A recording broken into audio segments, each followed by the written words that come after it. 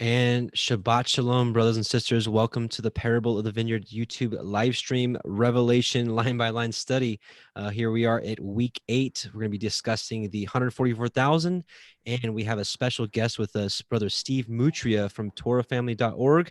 Going to be speaking about, speaking about the 144,000 and about Second Passover, which is coming up next week. And I think a lot of you need to hear what Steve has to say. Welcome, Brother Steve. Hey, thank you, Adam. Thank you. Great to be here. It's great to have you back on. It's been a couple times now. I think maybe this is a fourth time, but always a pleasure to have you on here, brother. So really excited. But listen, we're going to get right into it because we've got a lot to go over tonight. We're going to try to pack it all in 2 hours. The first hour, we're going to be discussing basically Revelation chapter 7, which is all about the 144,000 and the great multitude. We're going to be discussing the identity, who they may be, and some of the things that come along with that. Also, that's to be the first hour. The second hour, we're going to be discussing the second Passover, which I gotta be honest with you, brothers and sisters. I really wanted to bring Steve on here because this is something I saw last year, but just recently got refreshed and saw some of Steve's teachings on it. And I got to tell you, I really want you all to see what he has to say about this. I think he might be onto something here. So with that being said, let's go ahead and start off with a quick prayer, shofar blast, and we'll get right into Revelation chapter 7. So let's bow our hearts. Heavenly Father, Yahweh Most High, we just come before you in your Son's name, Yahushua HaMashiach, and we thank you so much. We appreciate you for giving us a reconciliation through him. We just pray that you open our eyes and ears tonight for the study, and we pray that it is a blessing before you, and we just thank you for this opportunity to gather together and to abide in your word, which you says comes with a blessing. We love you. We thank you, and we just send a multitude of hallelujahs to you in Yahushua's mighty, mighty name. Amen, amen, and all the people said, Amen. Amen. All right. So quick shofar blast. Steve, you may want to cover some ears. They just could get a little bit loud. I'll hit it on mute. All right.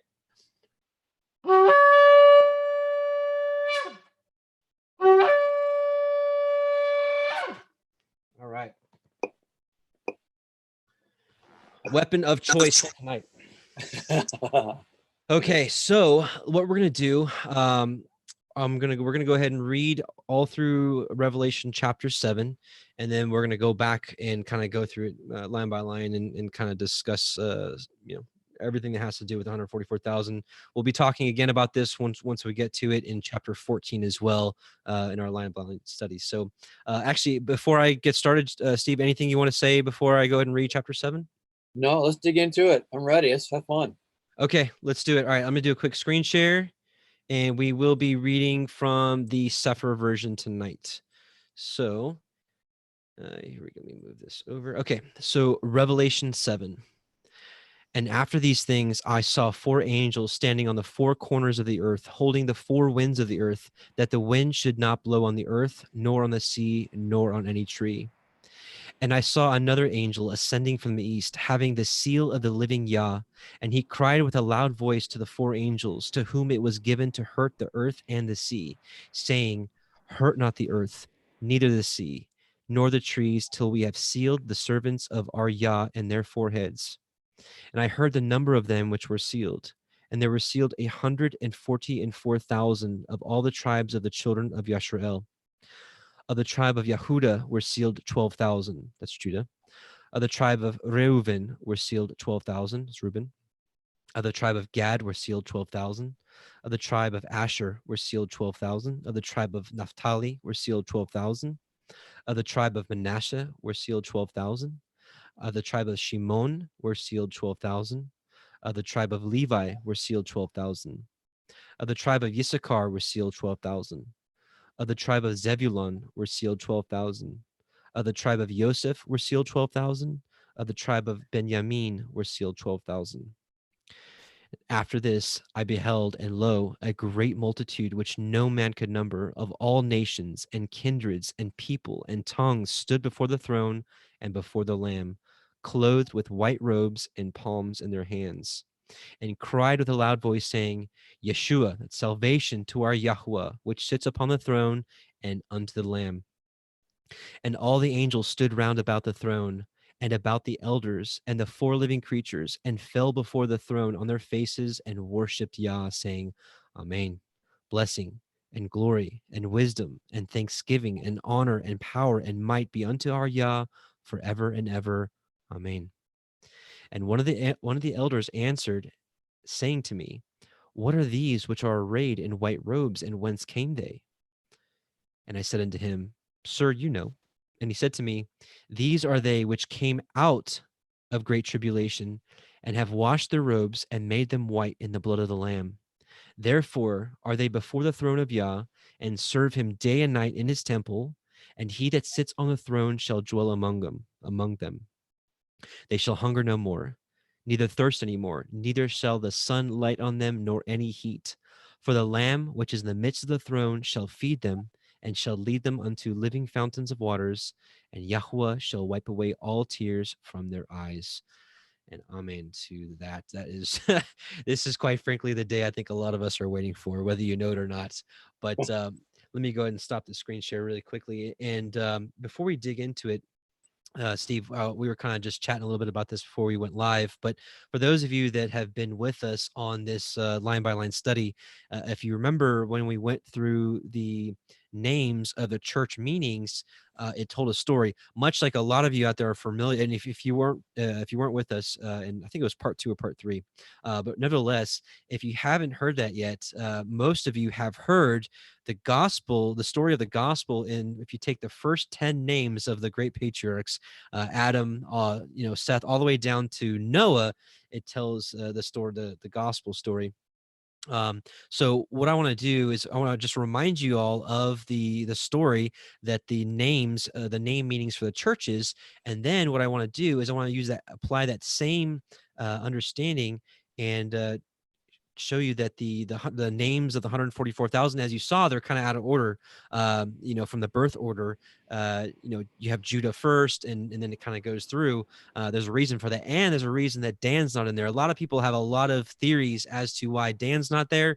I've got my theory too, and I'll explain to you my theory after we go through the name meaning. So just a reminder with the church name meanings, Ephesus means desirable or desired. Smyrna means bitterness or token of suffering and death. We got that from the first book of Adam and Eve, chapter 31, verse 2. Pergamus, merry tower or city. Thyatira, sacrifice or sacrifice and offering. Sardis was prince of joy. Philadelphia, a lot of you all know out there, you can shout it out right now at home, brotherly love. And then Laodicea, just and lawful ruling people. So what that spells, it says the desired bitter suffering and death brings the married city, and sacrifices and offerings to the prince of joy, and brotherly love from a just and lawful ruling people. That's like, I thought that was just praise Yah for that. Amen.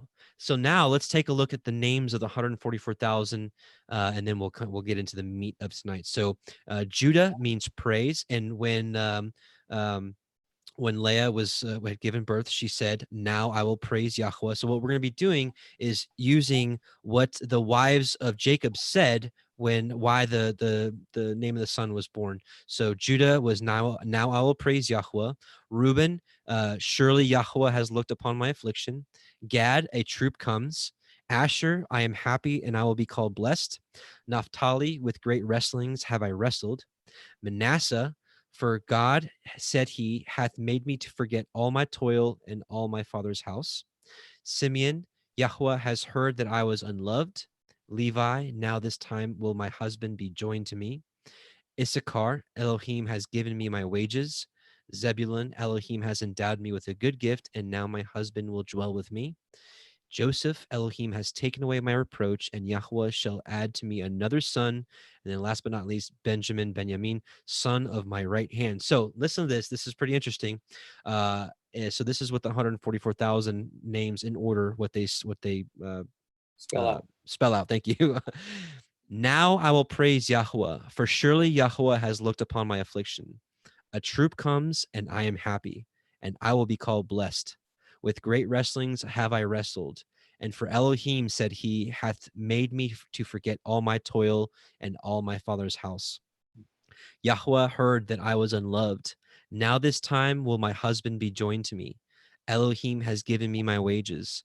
Elohim has endowed me with a good gift, and now my husband will dwell with me.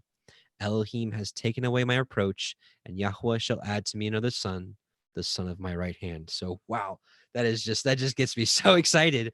Man, that's crazy cool. Isn't it cool? I've never seen that before. I'm so glad you shared that, because that is like, whoa. Right, and it tells the story of the redemption It does. man. And to add to that, a lot of people have, Steve, have questioned why Dan is not included there. Some people have proposed that Dan was not included because they had reintroduced idolatry and all that kind of stuff. But I think we have to realize that all of Israel was in idolatry, and it's also very clear, especially in Ezekiel, that the southern kingdom, Judah, was even worse than the northern kingdom, right? So Yep. I don't really, I can't really jump on board with that. I think it's as simple as the 140. The reason the name Dan is not included is the 144,000. They have no judgment on them, and we know that Dan means judge or judgment. I think who bore Dan? Was it Bilhah? I don't know. I'm sorry. I can't remember either. Maybe I think it was Bilhah, but I think she said that for Elohim has judged me. So we see that there's no judgment given to the 144,000. They are protected. They are sealed before all this craziness happens. And so I think it's just as simple as they don't have judgment. And so that's why the name Dan isn't there. And they probably assimilated into, one of the other tribes. But that's just an idea, just something to think about. Before we move on, what chapter or where Jacob is giving the names? I think is it 49? Yeah, 47 I think is what it was. Cuz 49 is when he's blessing Ephraim and Manasseh. 49. Sorry. I'm sorry. I'm interrupting you. I just found it. Verse 16 about Dan. Yeah. It says, Dan will provide justice for, this is NIV. Dan will provide justice for his people as one of the tribes of Israel. Dan will be a serpent by the roadside, a viper along the path that bites the horse's heels so that its rider tumbles backward. Look, I look for your deliverance, O Yahweh. And if I can give you my theory regarding Dan, as you mentioned, and I agree with you, regarding the 144,000, there was no judgment coming on them. So those who did not make the cut, if you will, well, guess what? The judgment falls on them. Yeah. And the thing is, a lot of people look at this when you read what Israel is giving to Dan, think that's a good thing. He's bringing justice. No, no, no. He is the one to whom Yahweh brings the justice through. Meaning, it's not he's the judge. He's the one who's bringing judgment on them. Think of it this way. I see. When I look at the 12 disciples, well, we had one lost. Okay. And you have 12 tribes. One is lost. And it even says he's the viper. He's the one who's bringing the judgment to them, not the one bringing justice through via a judge, but he's the one bringing judgment on them. And I started a teaching on this a while back. I need to finish it. I have some pretty good thoughts and theories moving forward, and lots of scriptures backing it, that I really truly believe the anti-Messiah will come through the tribe of Dan. Interesting. Well, put my headset on. I just heard something pop in. I want that coming on the show. Oh, okay. Okay, so you want to? You don't know if you're plugged in yet. I am now. Okay, you want to go ahead and kick it off with anything on your mind? We can kind of just pick apart this chapter, and you want to start at the beginning, verse 7 verse 1. Anything you'd like. It's in your court, my brother. Okay, well, for me, when I look at a lot of times we go in chapters because it's been divided up for us that way, which is great, especially for referencing. However, a lot of times when we go different chapter, we think different thought, but that's not always the case. And if we remove chapter 7, verse 1 away from that and just, back up a little bit, we come out of the sixth seal where this judgment just happened. all this bad stuff, moon turned blood, earthquake, all this bad stuff happening. Thing is, if we keep reading, he says, after this, I saw 4 angels standing on the 4 corners. We think of the word after this, meaning like, okay, that's all happened now this. That's not always the case. If we jump to verse 3, actually, let's go to verse 2. Then I saw another angel coming up from the east, having the seal of the living God. He called out in a loud voice to the 4 angels who had been given power to harm the land and the sea. So those who are bringing the harm back at the 6th seal, he's going, oh, wait a minute, guys. Verse 3, do not harm the land or the sea or the trees until we put the seal on the foreheads of the servants of God. Here we see, wait a minute, guys, don't do anything yet. We got to do this first, and then you can do that. Right. And so that's where I'm at when I look at this. I think it's overlooked a little too often and too easy because, like I said, we go different chapter, different thought. However, I think the principle is there and can be seen is that before we see the 6th seal, which is where we see judgment happening, this takes place, the sealing of the 144,000. Yeah, I agree. We talked a little bit about that last week when we were going through the you? seals. Yeah, and I'm glad you confirmed that with me. That's kind of what we were talking about last week. So it's Nice. Interesting. Nice. Excellent. Something I thought was pretty interesting when going through this, and I actually forgot to talk about this last week, but what do you think is maybe the connection here? Let me just share my screen real quick. The connection here with the 4 chariots, horsemen. In Zechariah it calls them chariots. But here I'm looking in the Septuagint, and I know that you frequent the Septuagint sometimes. And this is Zechariah chapter 6, verse 5. And the angel that talked with me answered and said, these are the 4 winds of heaven, talking about the 4 chariots, the 4 horsemen. And it says, see, these are the 4 winds of heaven. And, we see here that, that they're the 4 angels holding the 4 winds of the earth here. So what kind of connection do you see here with the angels and the 4 chariots, the 4 winds? Anything come to mind there? Well, I think of the 4 horsemen just the same. Yeah. And it's so funny. This has come up because I was talking to a friend of mine the other day, and I forgot what verse was. It's in the prophets, and it talks about these judgments that came on the people, and it talked about war, famine, and there's another one, and then it said wild beasts. Okay, well, the word for wild beasts is actually for wild is actually ra'ah, which is evil. Okay, and this is prophetically speaking. I'm going, wait a second, this isn't just a wild beast, this is an evil beast. And when I look at the first 4 horsemen, well, obviously you got the first white one, okay, with the white horse, and lots of speculation. I'm sure you discussed it already. But there's no doubt when you have the red horse, the black horse, and then the pale horse. Well, you have the war, and then if I'm not mistaken, famine, and then the last one it mentions war, famine, and what was the other one? Forgive me. I have to go back and look here, at it. I'll just scroll back up. It's right here. He adds one new one. It was I think to kill with the beasts of the earth. Yeah, and that's Ezekiel 14:21. The connection there. So let's take a look here. I'll do a screen share. We'll take a look at that. Go for it. Here. So we're looking at Revelation 6, 7 through 8. So when he had opened the 4th seal, I heard the voice of the 4th beast say, come and see. And I looked, and behold, a green horse. I know there's different translations. And his name that sat on him was Death. And Sheol followed with him, and power was given unto them over the 4th part of the earth to kill with sword, hunger, death, and with the beasts of the earth. And here, let's take a look at Ezekiel 14:21.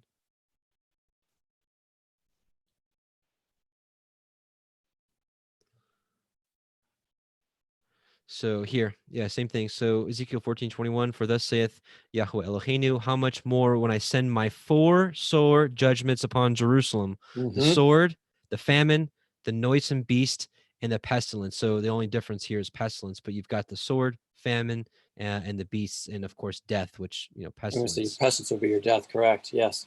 Yeah, and if that's the same verse I'm thinking of, that word that's got noisome there, it's actually ra'ah in the Hebrew, which is evil. Okay, and So it's just, when I look at that, I'm going, man, this is just crazy.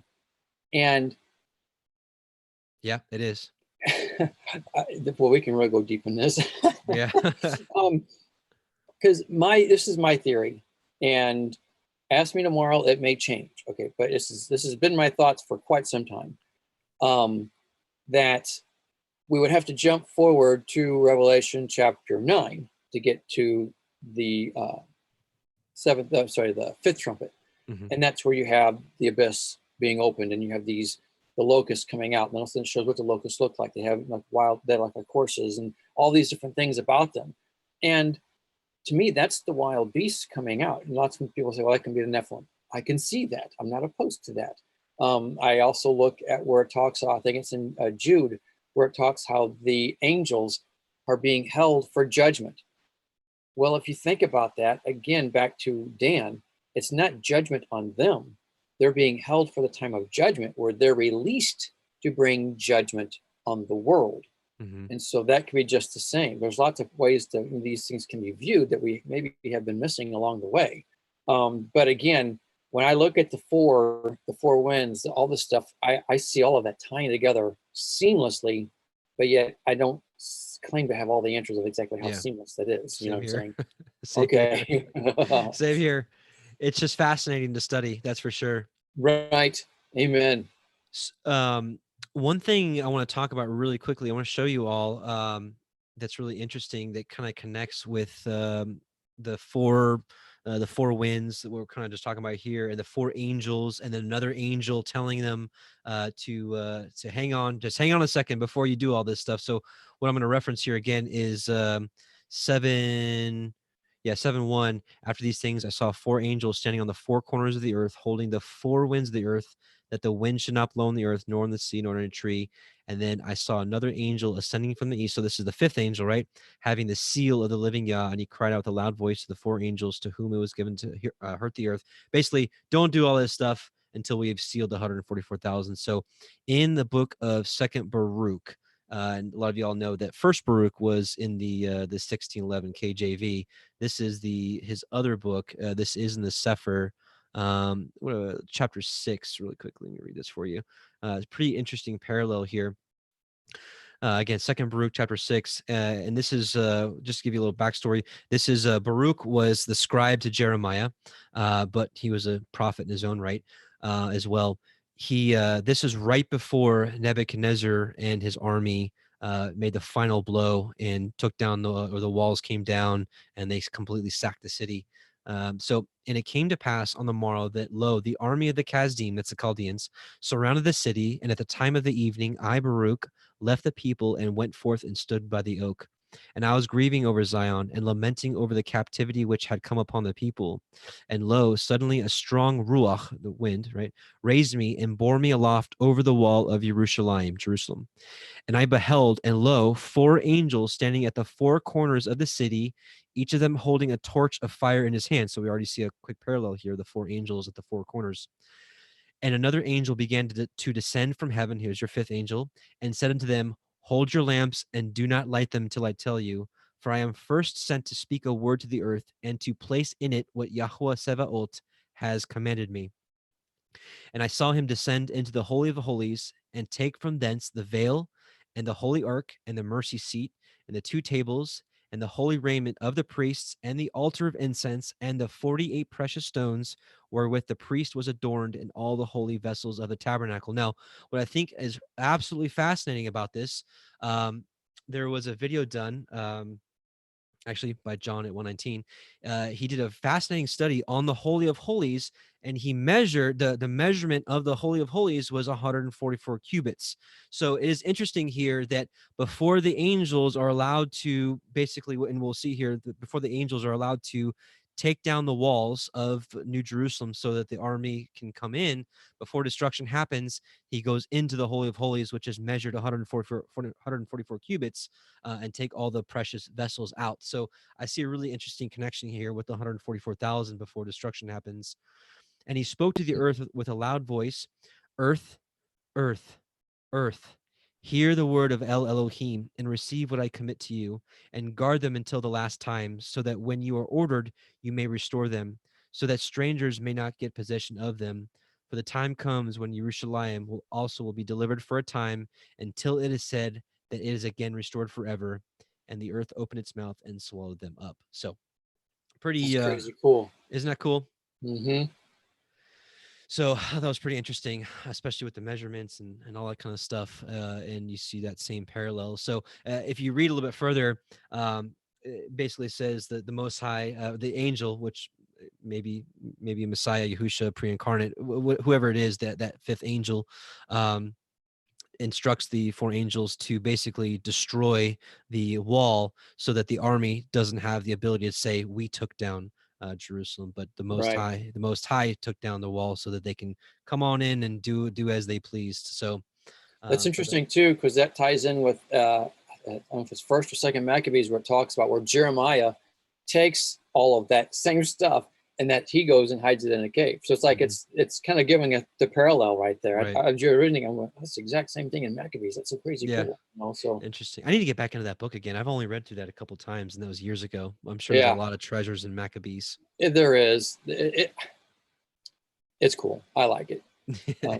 You know, back to the 144,000 too, and I did not know about that. The measurements of the 144, the measurements there at the temple and stuff. That was crazy.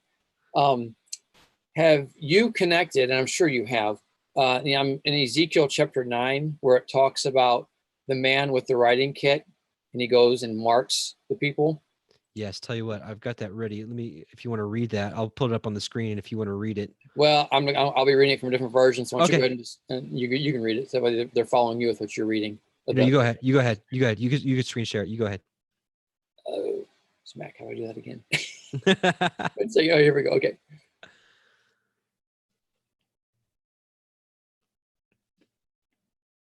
Okay, I clicked it. Is it working?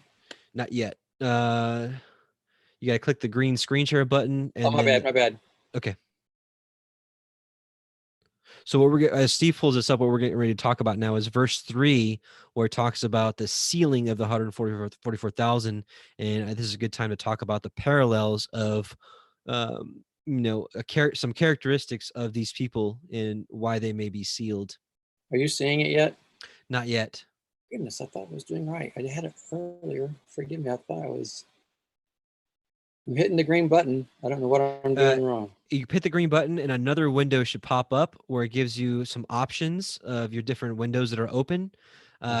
You click on it, you click on whatever screen you want, and then click share at the bottom right-hand corner of that little pop-up screen. Oh, that's right. Don't forget to share.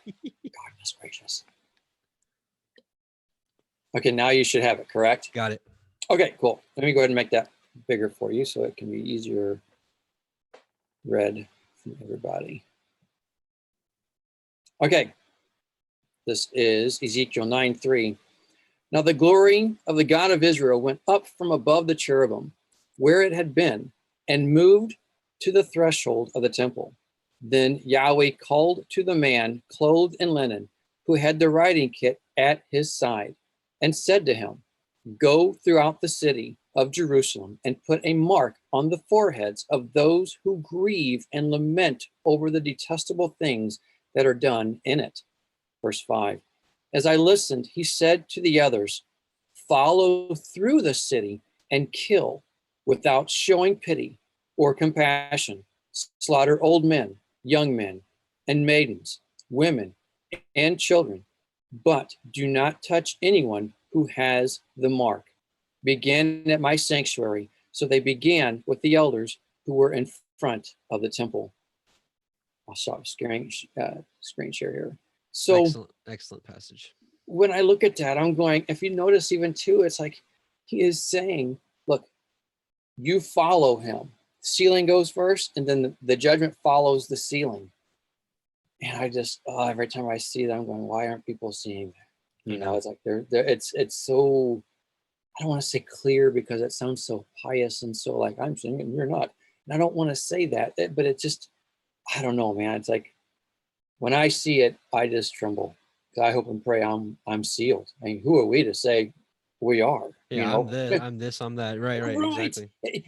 And irrelevant of one's view of pre, mid, or post or anything like that, we're all at his mercy. We can only hope and pray that we're in right standing with him. You know what I'm saying? Amen. Amen.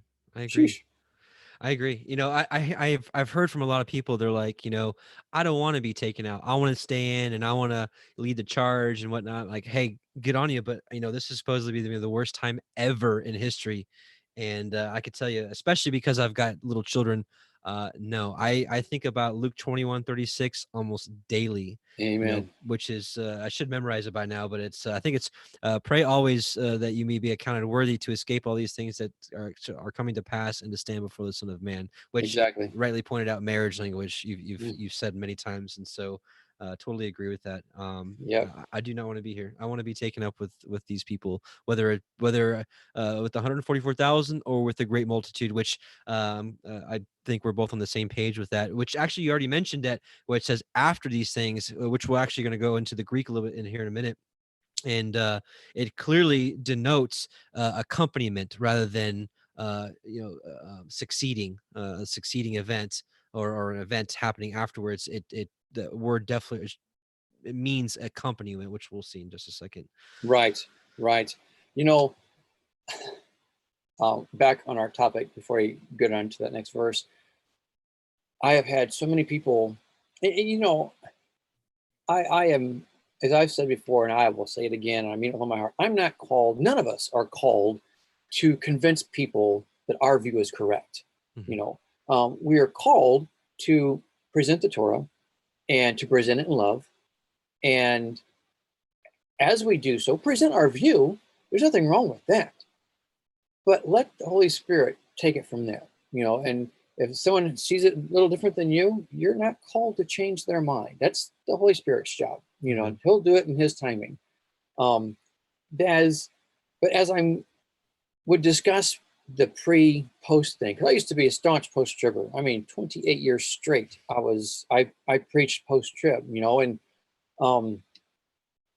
as I was, changed over now, I've caught lots of heat from people, and that's fine. Yeah, I'm a big boy. I can take it. I guess I can. I try to anyway. But the thing is, when I hear people saying, he's just going to take us, he's going to protect us from in a different place or over here, I'm going, wait a second. Well, what's the difference? If he takes his people and protects them in a wilderness, or he takes his people up, like I believe the scriptures say, and takes us over there and protects us, what's the difference? Yeah. It's his protection.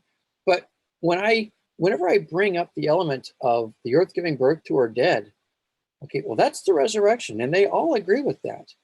Well, and then when I bring out, it's Isaiah 26, verse like 20 and 66. It's actually 66, where it says, before she goes in labor, she gives birth. So before we see any kind of birth pains, the resurrection happens, even if it's just milliseconds beforehand. Mm-hmm. And that's where they always stop talking to me. I'm going, look, I'm not trying to prove anybody wrong. I'm just asking you to please reconsider. And trust me, I was a staunch post-tribber. I wish I had someone bring that verse up to me, because it would have challenged me. But no one ever did, because I don't know if it was the Spirit hiding it from us, I guess. And we've all read it, but it just didn't click for whatever reason, Right. And man, that's happens to me all the time still. I'll shut up now, you can talk. I can't tell you how many times I've read the same passage, and then it's it's in his timing, and then he just like he takes that veil off, and he's like, you're like, why didn't I see this before? Right. But to just to piggyback on the Ezekiel passage with the Ezekiel 9 that you shared, it's something to think about. We've talked about this before. It's something to think about. Are we weeping? Video you've put out a while back ago. Where the weeping prophets. Are you grieving over what's happening in this country? Are you grieving over the multitudes that are lost in man-made religion? Even those that confess Messiah, are you grieving for all the horror that happens in this country? I mean, I know that there's a lot of you families are watching with kids at home, so I'll be cautious with what I say. But I mean, you guys know of all the abominations happening in this country and worldwide for that matter. But Mhm. it's something that we should think about. Are we grieving for what's going on?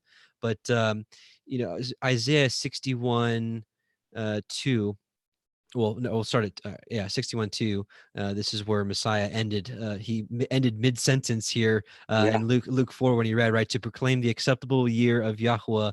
And then here we go. This is what we're waiting for, the day of vengeance of our Elohim, to comfort all that mourn, to appoint unto them that mourn in Zion, to give unto them beauty for ashes, the oil of joy for mourning, the garment of praise for the spirit of heaviness, that they might be called trees of righteousness. Hello, Psalm 1. The fruit of those that meditate on the Torah, the planting of Yahweh, that he might be glorified. So it's one of my favorite chapters, Isaiah 61.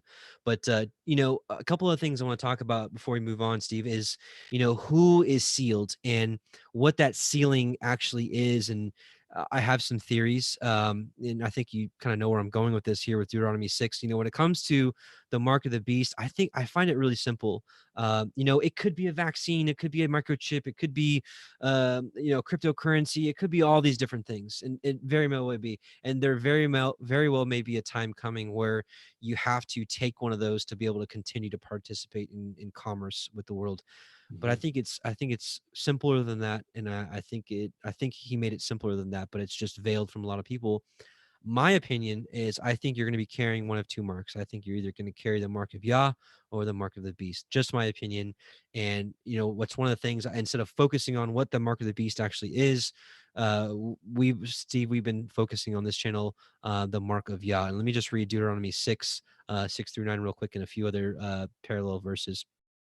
And these words, and this is right after the Shema, right? Hear, O Israel. Right.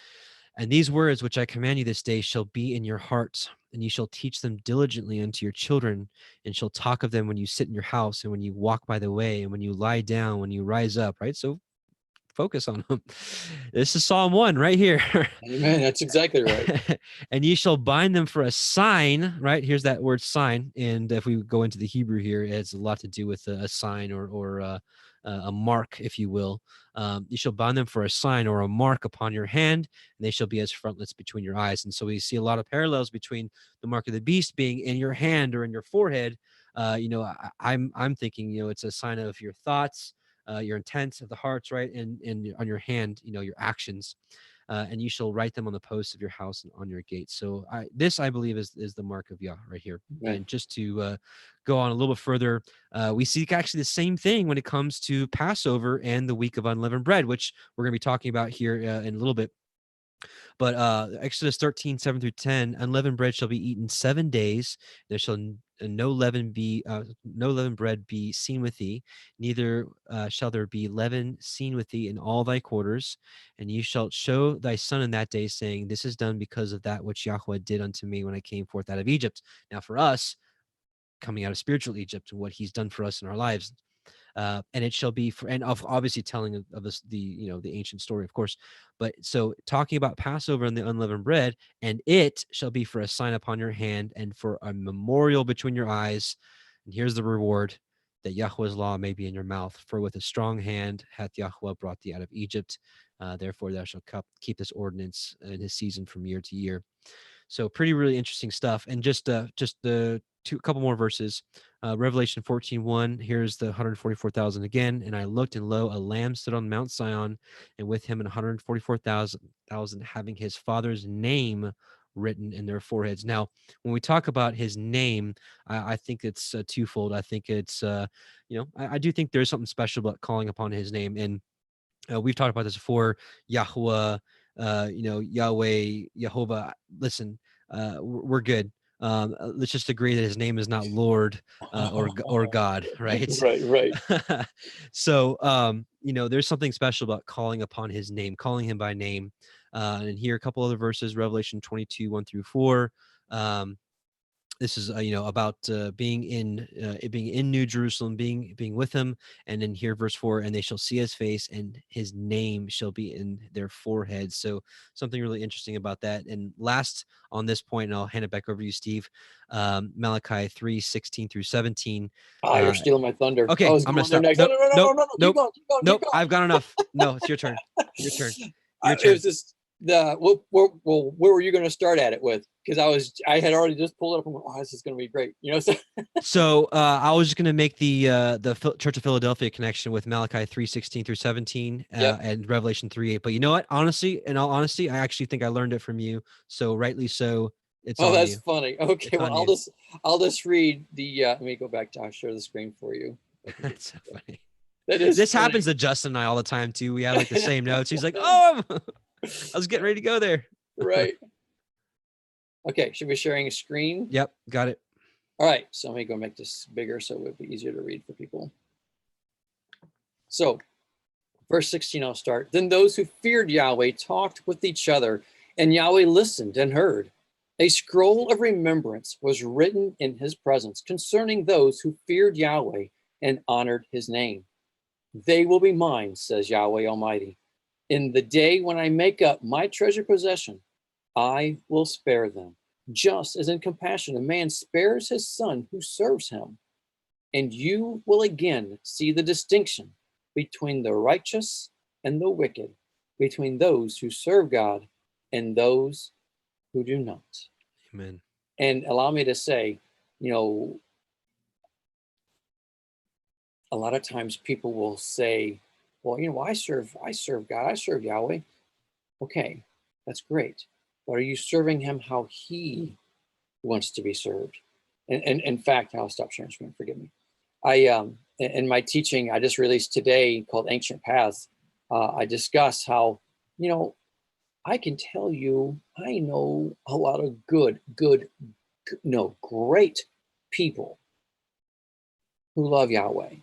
Okay, but they're in the church and they love him on the terms of how they understand loving Yahweh.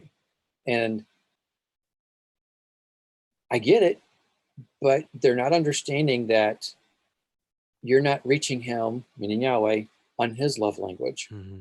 Okay, we're wanting him to accept how we want to love him. When he goes, no, I have my written word right here. This is how you're supposed to do it. And what they don't understand, and I say they, that sounds so derogatory. I'm not meaning it in that light.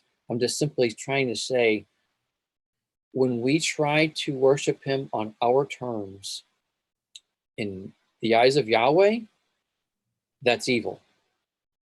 It's hard for us to imagine that, but let's not forget, and I have a teaching, I referenced it even in that today's teaching, simply called evil people. The word evil is raw, okay? And it's used there. And if you go to the moment when Levi makes Aaron makes the golden calf, okay? What did he say? He said, a feast to Yahweh. Yeah. yeah, tomorrow, okay? And then Yahweh said, these people are evil. They were trying to do something that they thought was good. As far as they were concerned, they've got an image now to identify, okay? It's and so many things can be attributed here. But the point is, they thought they were doing good for Yahweh. And he says, that is evil. What do you do with that? The bottom line is we have to serve him how he wants to be served and worshiped, not how we feel, which is a lot of times that's all based on feelings and emotions on our end instead of wanting what he wants. Very true. Very true. And that's unfortunately, it's going to come as such a shock to a lot of these people that are just unfortunately blinded. It reminds me of the parable of the 10 virgins, and also Matthew 7:21 through 23, when they're like, Lord, Lord, open to us. Yes. Didn't we do mighty works? We ran orphanages, we were missionaries, we did food pantries, we did food drives, we did all this wonderful stuff, right? And they're probably really good people. Yes. But yes, they're missing it. He says, away from me, you workers of iniquity, you lawless people. Lawless. And it's so simple. We've talked about this a lot, Steve, on this channel. When he says, I never knew you, Well, it's so simple that if you use the word to interpret the word, if you go to 1 John 2:3, it says, herein is how we know that we know him, if we keep his commandments. It's so simple, right? And so he says, I never knew you. It's like, okay, how do we know him, right? A lot of people, if you ask an average Christian, you invite, Jesus into your heart, and you say a prayer, and you're forgiven, and that's how we know him, right? Or in prayer. But no, the scripture says it's by keeping his ways, by keeping his commandments, his Torah. That's how you prove. That's how you prove that you truly repented, is by what you do. Right. Exactly. That's teshuvah. Exactly. Let me actually, do you have Revelation 3:8 up to connect that? I can get it up for you. Malachi 3:8 or Malachi 3:16 through 17.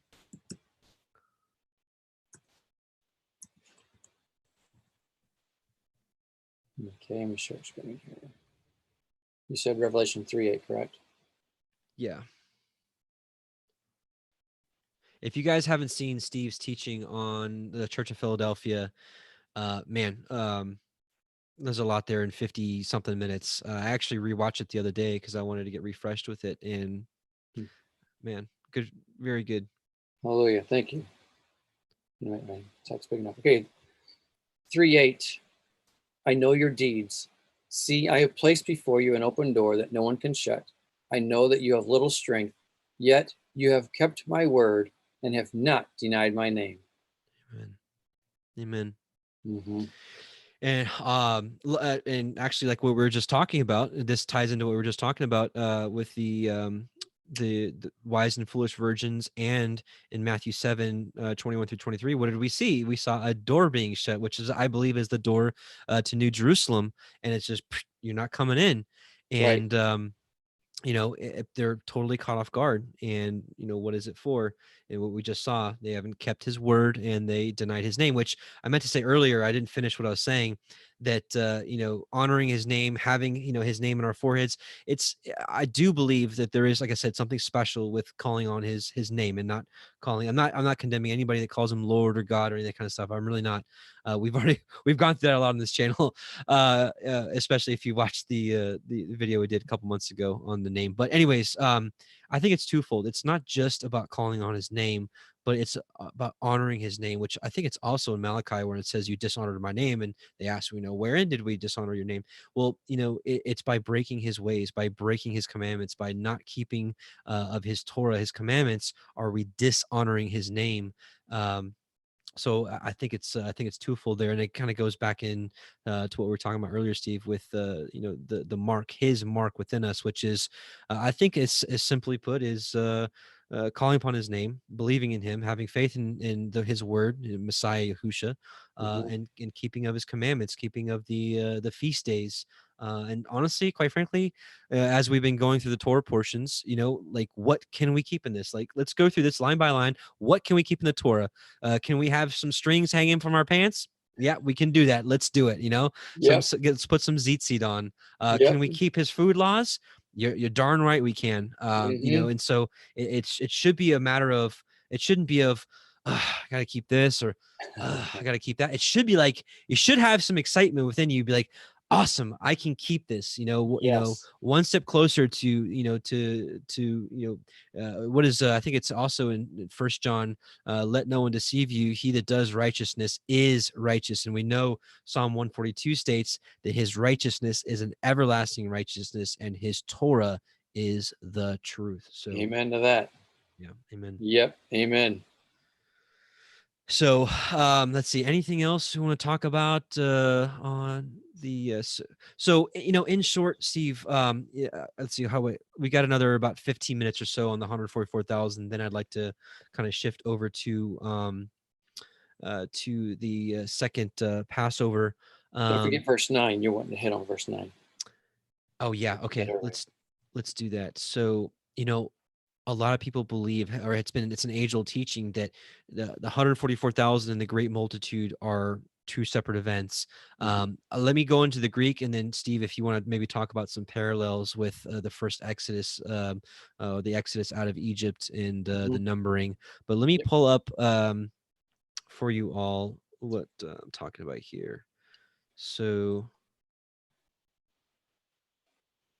So as we see here, Revelation 7:9, it says, "After this I beheld, and lo, a great multitude." Which, okay, so let's look at this word "after." And those of you that are frequent to the channel, you've probably seen this before. It's the Greek word meta, and you can see here it was used 473 times.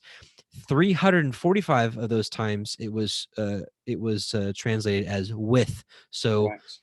it should read, "With these things I saw." And you can see here, going a little further, a primary preposition often used adverbially, properly denoting accompaniment or amid. So amid these things. So with these things, I looked and I saw a great multitude here. So again, long story short, what we're saying here is, instead of saying "after this," it should say, "With this I beheld, and lo, a great multitude."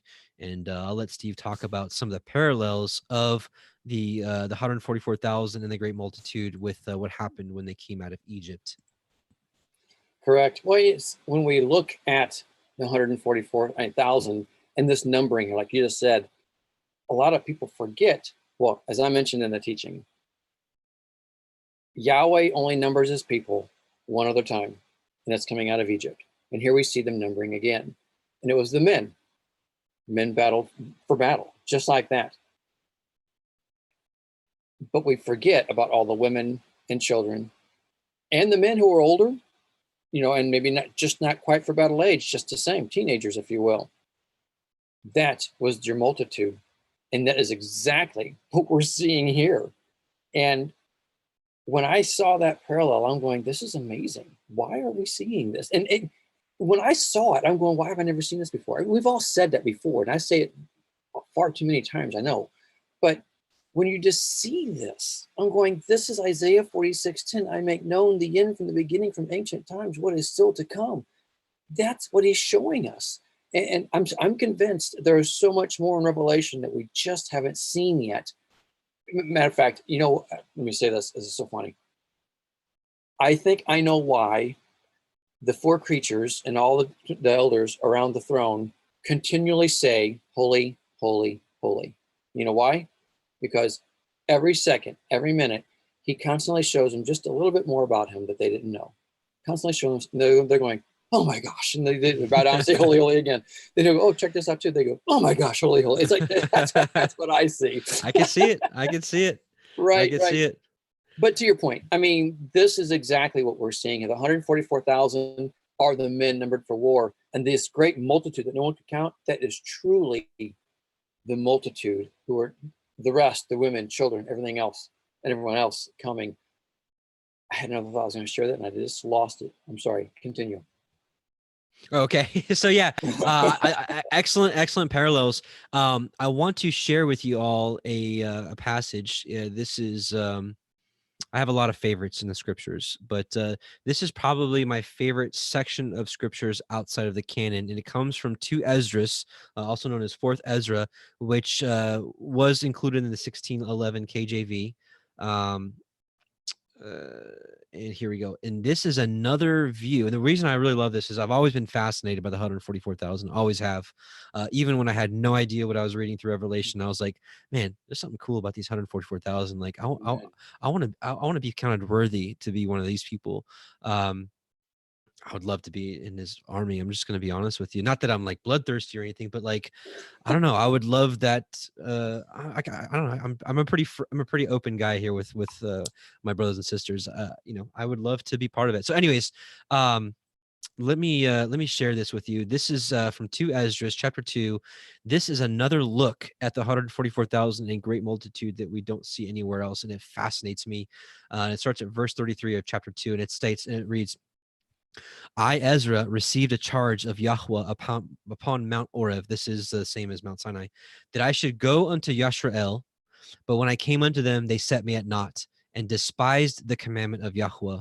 And therefore I say unto you, O ye heathen, or ye nations, that hear and understand, look for your shepherd. He shall give you everlasting rest." Like this passage we're about to read, like I feel like it literally is written to the end times generation that all this stuff's going to happen to. So listen closely.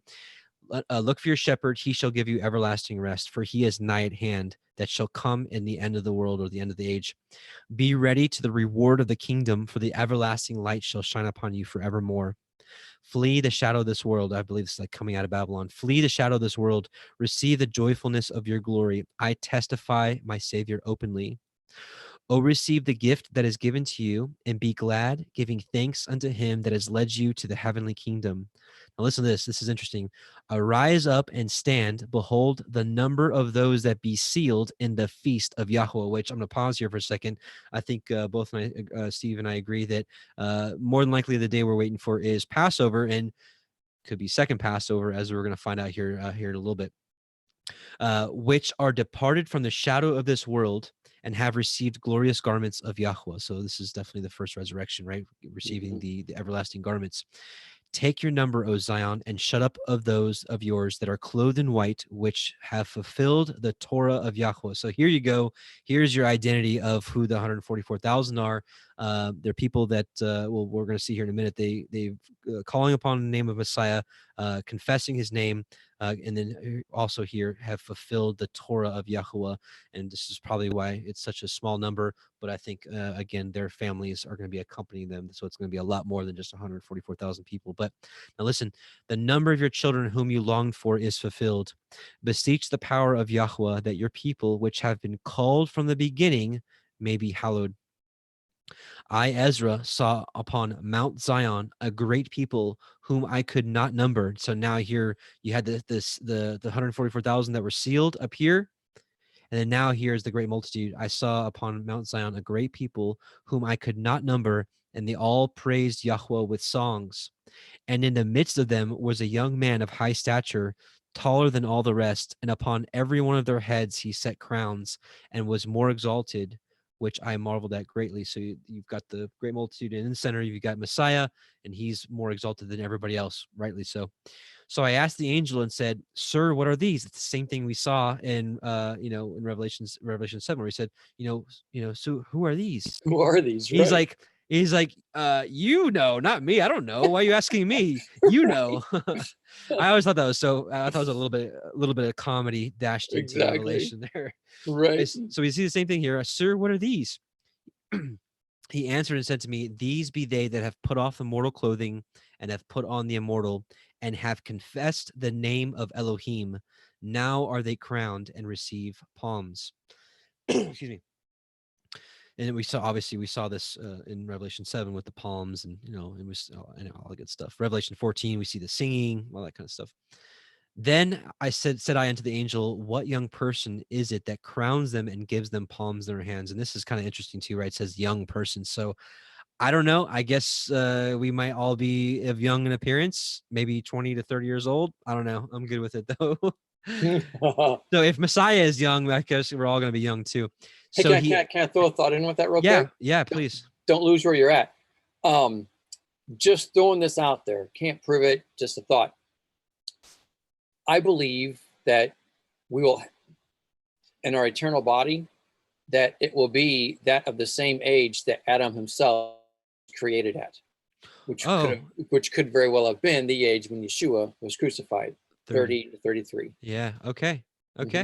I like it. I'm good with it. No, that's actually a really good thought. I never heard that before, and that actually makes sense. Well, yeah. Well, thank you. I'm just kidding. No, it makes sense. Yeah, awesome. Praise God. That makes sense. Okay. So he answered and said to me, "It is the Son of Elohim whom they confess in the world." So again, qualifier for these people is they confessed the name of Messiah and they kept the Torah. Simple. Yep. Then I began to greatly commend them that stood so stiffly for the name of Yahweh. Then the angel said to me, "Go your way and tell my people what manner of things and how great wonders Yahweh Elohika you have seen." So I love that passage for many, many reasons, but I really, again, I believe it kind of gives us the two qualifiers for who these people are, at least the 144,000, 144,000 and the great multitude. Like you said, I think they were all found worthy, but the 144,000 were specifically males of, ready for war. So battle age. Yeah. So interesting passage there. Any case, I've got one other thing I want to go over in chapter 7. So anything else you want to go over in chapter 7 now's your time, because we're gonna switch over to perfect timing. We're coming up on an hour right now. So here in a little bit we'll switch over. So anything else on chapter 7 you want to go over? One thing that I was going to bring out when we think of 144,000 and the great multitude. Well, obviously this can be linked together with Revelation 18 and 19 with the marriage supper of the Lamb, which we read, and they're given the white robes and all this stuff to wear. Well, when you go backwards and look at Matthew 22, okay, it's Yeshua talking about, he's preparing this great feast, and in fact, if you don't mind, I'm going to read it real quick. Well, let me share my screen. I'm so used to not doing this. Okay, should be having the screen, correct? Got it. Matthew 22:8. Then he said to his servants, the wedding banquet is ready, but those I invited did not deserve to come. Go to the street corners and invite to the banquet anyone you find. So the servants went out into the streets and gathered all the people they could find, both good and bad, and the wedding hall filled with guests. This is like, I'm going, I don't get this. What are we seeing here? And then we get to verse 11. But when the king came in to see the guests, he noticed a man there who was not wearing wedding clothes. Friend, he asked, how did you get in here without wedding clothes? The man was speechless. Then the king told the attendants, tie him hand and foot and throw him outside into the darkness, where there will be weeping and gnashing of teeth. Now, please remember, this is not right here. If I can get my thing to highlight, there it goes. It's not throwing into eternal fire. It's thrown out into darkness, if you will, back into the tribulation, if you will, almost. I agree. Let me stop sharing here. And I have struggled trying to, what is this? I don't get this. How can someone make it and then not make it, And so I was praying about this and not saying I'm right, but I'm throwing this out there. I just shared this with our Bible study this last week too, last Shabbat. And if you look at marriage, Paul says that, the husband is over the household. Well, if the husband is married to someone who is an unbeliever, well, because he's the believer, okay, she falls under his head covering. At the resurrection, if I'm not mistaken, his whole family goes because of his head covering. And same principle can be applied. Even Paul talks to the wife, says, look, if he'll stay with you, stay, all right? Because of your righteousness, he can make it still, basically. I'm really loosely paraphrasing that. It's like Corinthians. So my point is, the unbelieving husband is sanctified by the wife, and the unbelieving wife is sanctified by the husband, because of the children's sake or something like that, because they weren't holy, but now they're holy or something. Yeah, I'm with you. Okay. Yep. You nailed it. You quoted it almost verbatim. But when we get to the resurrection, okay, when in Revelation 18, it says they were given the white wear. Well, here it looks as if this guy, or whoever it was, didn't put the wedding clothes on. Okay. Why? We don't know. Maybe it's overwhelming. He can't believe this is happening. I have no idea. To me, even if you wasn't a believer, dude, what would just happen would make me a believer. Yeah, put it on. Right, exactly. Now, this parallels, though, when you go back into, it's Exodus chapter 24, if I'm not mistaken, and it's just before the marriage, which would have been Shavuot. And it says, 3 days from now, we're going to meet you here, from no relations for 3 days, wash your clothes, get ready. Yeah, Exodus 19. Yeah. Was it 19? I thought it was 24. Oh, maybe 19. Okay. I think it's verse 24. Chapter 24 is when it happens. 19 may have been where the instructions came for that. Correct. Okay. Yeah, you're right. Okay. And so this is the same principle as here, is like this person, for whatever reason, chose not to put the wedding clothes on that was given. And if you choose at that point in time, you're out. That's what this whole thing, to me, when I read that, I'm going, man, that makes perfect sense. Who would do that? I have zero clue. But obviously there will be people who are overwhelmed and they won't do it. Interesting. Yeah. That's definitely something to think about. That's actually a puzzle to me. I thought that was like a symbol of those that were like the foolish virgin. I thought that was maybe just like another picture of like the foolish virgin and not being able to enter, and kind of reminds me of Ezekiel 20, where many are brought to the land but not able to enter in to New Jerusalem.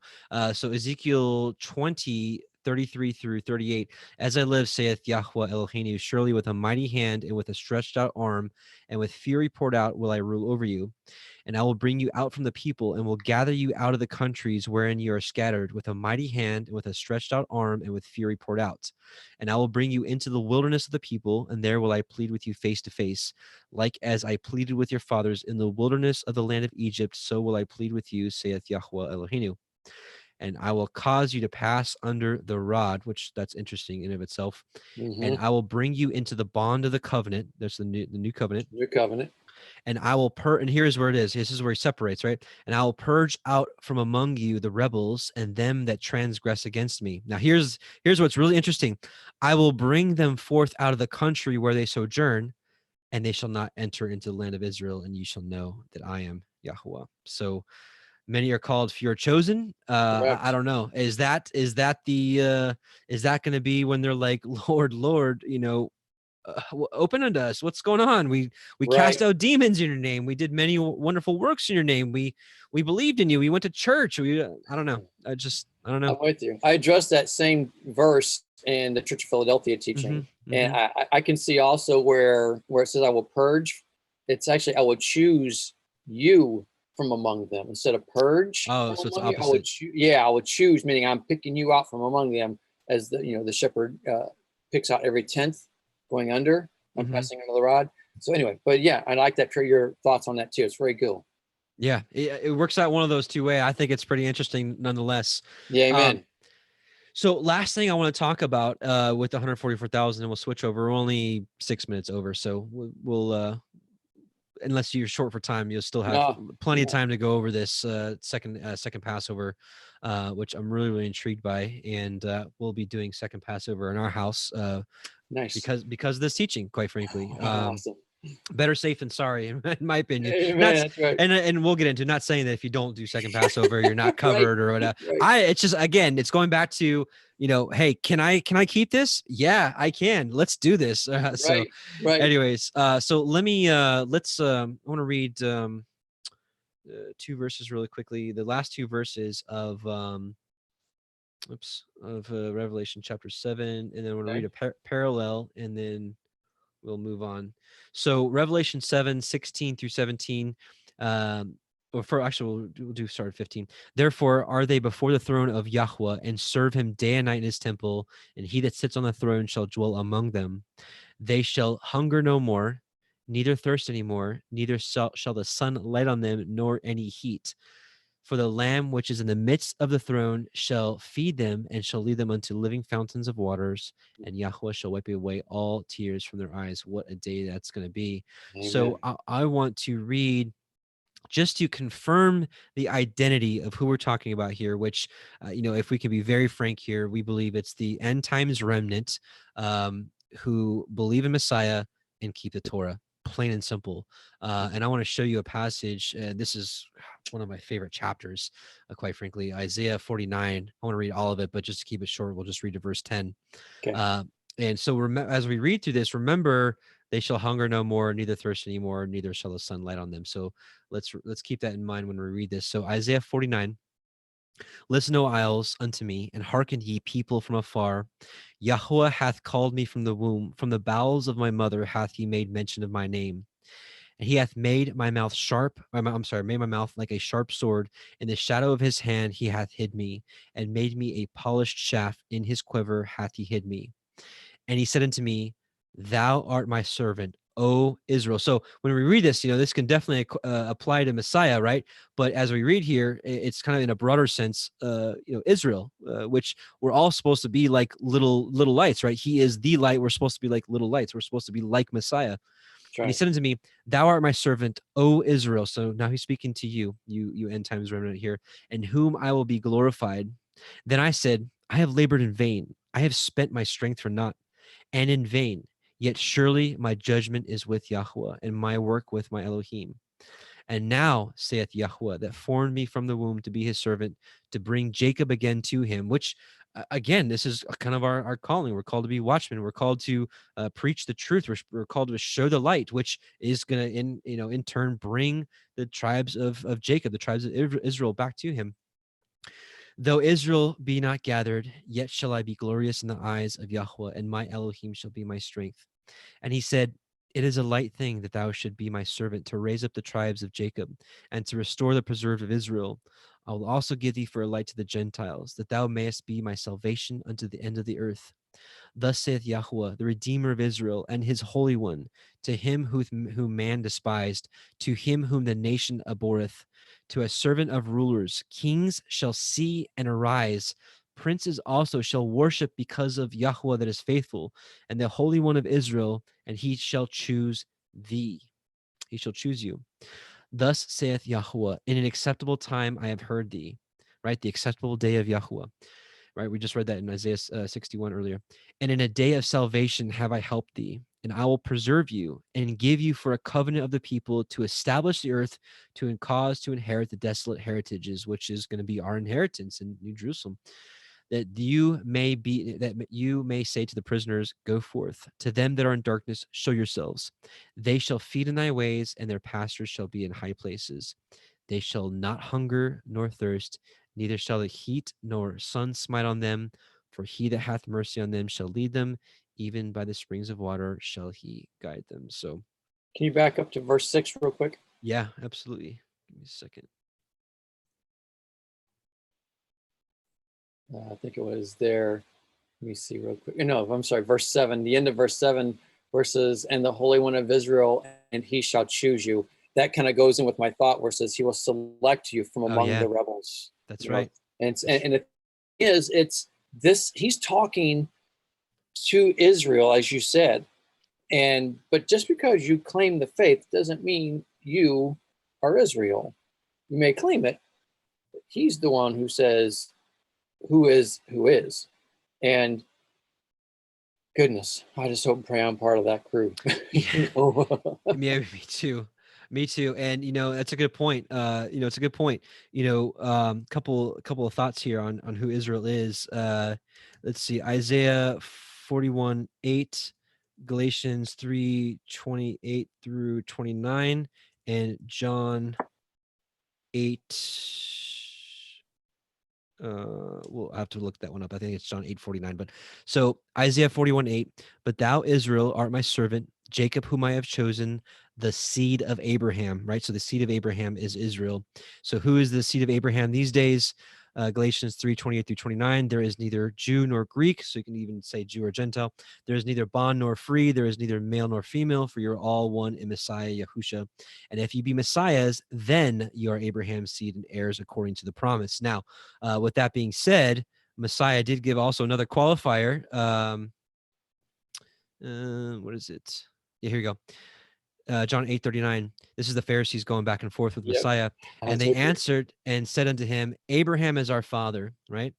Yahusha saith unto them, if you were Abraham's children, so if you're the seed of Abraham, you would do the works of Abraham. And last but not least on that, it would be Genesis 26:5, which states, because that Abraham obeyed my voice and kept my charge, my commandments, my statutes, and my laws. I cover all of those last few verses that you just did in my teaching that's released today too. Did you really? Yeah, called Ancient Paths. Crazy. Yep. That's awesome. We did not plan this ahead of time, I promise you all. That's awesome. Well, it's so funny too, because I had a different teaching planned out and I had things rolling. And then I guess it was Wednesday. I go, oh, I gotta change my message to the list. I hate when that happens. And then I had to race to get it done, and then but it's on that very topic. That's so crazy cool. Very cool. Very, very cool. So, brothers and sisters, long story short, who do we believe the 144,000 again? I think we believe it's those that have been reconciled back to the Father by the blood of Messiah, and to keep His Torah. Can I also add something to that? Sure. A lot of people that I have talked to over the past, they'll say that 144,000 are those who are resurrected or who are alive today. And my mentality as it stands right now is The 144,000 are the men who are in the Church of Philadelphia from the time of creation to today, not just people who are alive today. 144,000 are men who make that category from the time of creation to today. That's the window of 144,000. The cut got even smaller. Yes. Yeah. It is. I mean, but think of it in this light too. Look at Noah. Okay, if we look at from Noah's time frame, well, how many would have been in the Church of Philadelphia then? Out of all, I don't have any clue what kind of population it was, but let's just say there's 1 million people on Earth. There could have been multiple millions. I have no idea. Let's just say 1 million. Well, only 4 would have been in the Church of Philadelphia. That being Noah and his 3 sons. Okay, so I mean, and if you really look, I don't know. But you're right. I mean, it's to make it in 144,000. I think we have to really be mindful of what is he wanting of us. This life isn't about us. It's about him. Are you living your life for you, or are you living your life for him? And I'm convinced in my heart, I have been saying this for the last 3 to 4 years, and I believe it even more. We keep getting closer and closer into the days that we're in. I believe all these tests that we have been going through, I'm talking the bickering, the battering, all these divisions that we're seeing, these are tests to see how you will love your neighbor. I could not agree more. I mean, I'm talking like the calendar issue. I'm talking even recent stuff like what Justin brought up with the Paul issue. Listen, maybe that even got brought up to test everybody's hearts, because I'm seeing ugliness on both sides of the argument. And what if this came out just now to test your heart, right? To see if you're gonna hate your brother. Yeah. You know, so sorry, but I just see this because all the debates that we have been seeing in these years have been all the exact same debates that were around at the first century. Okay, and I mean, even the calendar debates and all that stuff. And then it was, I guess, 2 years, I guess 17, maybe 2018. That's when the big move was to deny Yeshua. And well, that was a big thing in first century too. Is he Messiah or isn't he? Okay. And then you continue into the book of Acts, and then you have Acts, and then you have Paul. Somebody didn't accept him because is he a believer or not? Right. Well, all these same debates are around today that were back then just the same.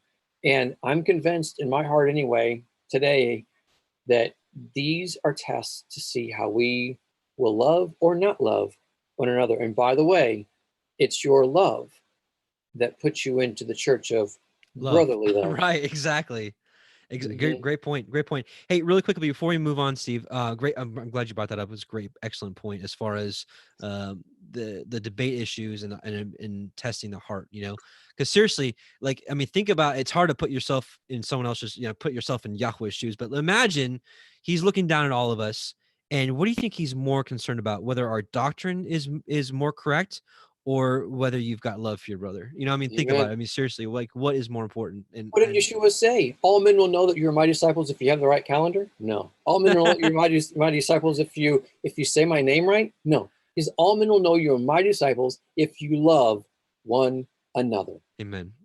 And then the name one, that's another big highly debated topic. So great point.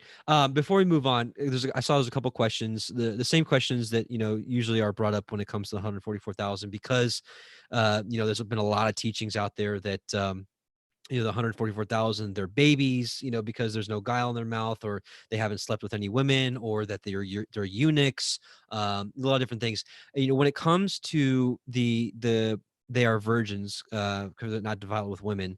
Could you touch on that for just a moment, if you don't mind? Sure. Well, I mean, the thing is, think of it this way. When we look at Judah and Ephraim, I'm trying to think of the verse where it's at, where it talks about who they were and what they did, and it basically says they became whores. Okay. I mean, Northern Kingdom, Southern Kingdom. Ezekiel 23 with Ahola and Aholibah. Yes. Yeah, 22 Yes. and 23. Yeah. Yes. That's, I knew it was Ezekiel 20 something. I can't remember exactly where. So they became what? They became whores. Okay. And I think you and I have discussed this. I believe that Revelation is a story of two women, the harlot and the bride. If you have made yourself, if you come to Yeshua, he who was in the Son, he who the Son set free is what? Free indeed. You've washed, you're clean. You are now a spiritual bride before him, as long as you keep yourself a spiritual bride. So when I think people are trying to force a physical element on something that this is talking spiritual. And I can't see it any other way. When he discusses his people in the history, it's always about spiritual harlotry. Either you're a bride, his bride, or you're in spiritual adultery. It's not about that physical element as far as being one of his. And yet now we're trying to say that's what it's about in the end. And it's, if the end makes known, if the beginning is made known, the end is made known from the beginning, the same principle applies for us today as it did back then. It's a spiritual element. Yeah, I agree. I fully agree.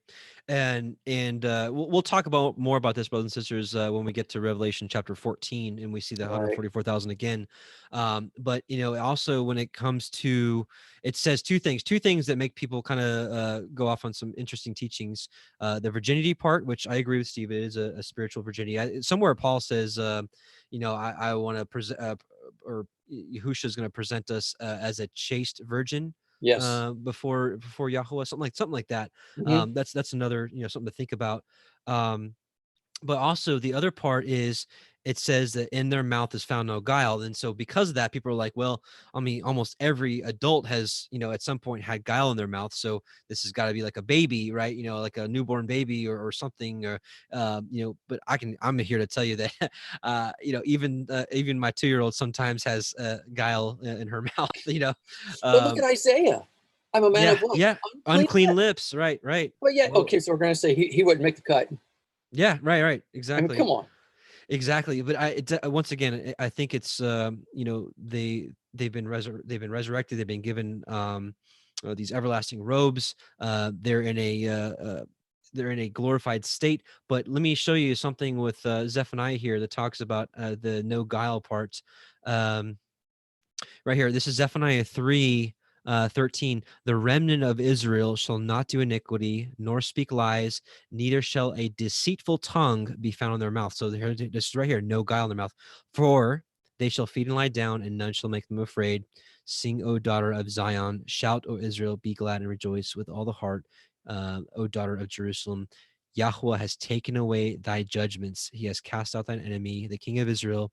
Even Yahweh is in the midst of thee. Thou shalt not see evil anymore. So, I think that kind of explains, why there's no guile found in their mouth, because they've, just like Isaiah, right? The coal has been touched to his lips, clean. Right. And I have a feeling I'm going to do the same thing. Woe is me. Woe is me. I'm undone. For I have seen the King. That's Yahweh Sevaot. Yeah. That's great. Anyways, so I think this is a good point. Unless any final thoughts on the 144,000, I think it's a good time to kind of transition over to the second Passover. Sure. I think Steve has some great things to consider here, and like he always states, he's not saying this is gospel truth and this is has to be the way it is, but when it comes to timing, I think he's got some things to look in here. I'm still considering the time being cut short in the timeline, but nevertheless, I think he's got some excellent points here on second Passover. And I see brother Stephen Schofield, one of our moderators here. I think he's a longtime listener of yours, and he's been asking me about second Passover quite a bit. And so, brother Steve, the other Steve Schofield, I think you'll be pleasantly surprised here. So I'm gonna hand it over to you, brother, and let's talk about second Passover and why we should consider celebrating, even for those of us that also celebrated first Passover, why we should consider it. Well, for that sake too, we normally celebrate second Passover, but this year we celebrated first Passover, and we're doing second Passover again next week as well. There's a lot going on in this world right now, and that can be a whole different topic we can touch at the end. I'm sure questions may be brought up. Well, yeah, second Passover. We have celebrated second Passover, I'm thinking for around, 5 years, maybe more so now. And when we did so, it wasn't for the mindset of end times, other than the fact of just second Passovers for those who are it's in Numbers chapter 9, and it discusses and what has happened in that storyline. You can go there, you can check it out if you want. Around verse 9 forward, it discusses it in chapter 9 of Numbers. But in a nutshell, the whole element of why second Passover came about was they've been out of Egypt now for 1 full year. They've taken that 1 full year, which is, by the way, Deuteronomy 24:5, where Yahweh spends a year with his bride. Okay, he fulfilled the war. And then, so through that year, they made all the articles for the temple, all of the elements for the priests. Everything that was to be made was made, okay? They're getting ready to celebrate Passover the first time out of Egypt. Everybody's getting ready. Some people came to Moses and said, look, we've had a death in the family. Why can't we celebrate unleavened, Passover? This isn't fair. Moses says, you know what? You're right. I'll go and I'll talk to him, meaning to Yahweh. So he goes and talks to him. Then Yahweh makes the provision for those who have touched a dead body. They can now do second Passover 1 month later, the second Passover. But the cool thing is, Yahweh makes the provision not only for touching a dead body, but for those who are on a long journey. Okay, so Yahweh made that up. He didn't, that wasn't requested. He added that in. So that lets us know there's something to that if he's adding it in. So there's your elements for second Passover: touching a dead body, being unclean, and being on the long journey. Now,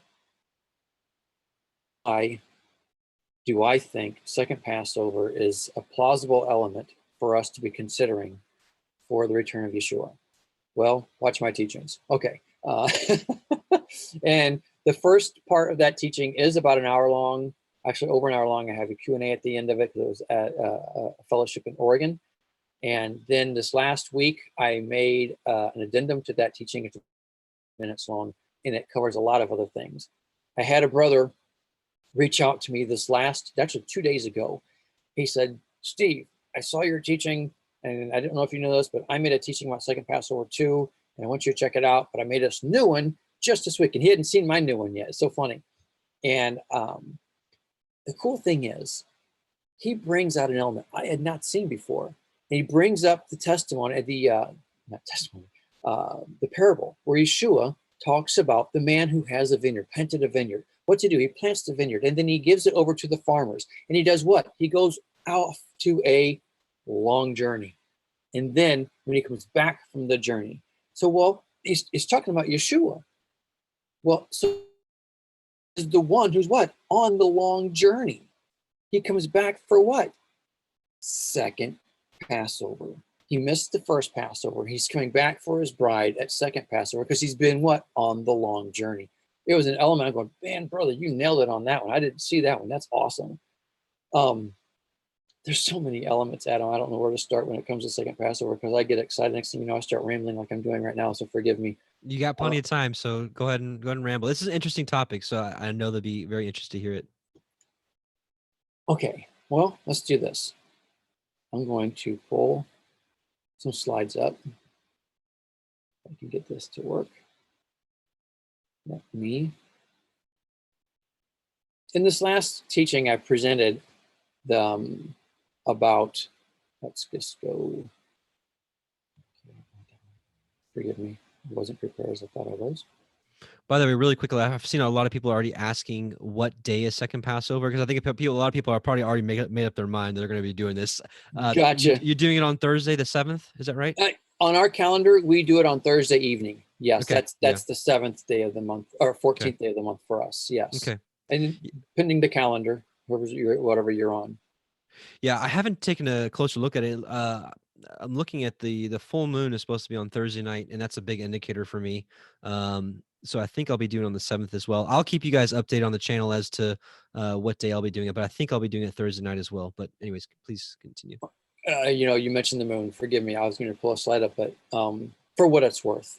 This is not a thus saith the Lord, this is the year. I'm not saying that, but I am saying interesting. One of the prophets, and I forgot which one it is.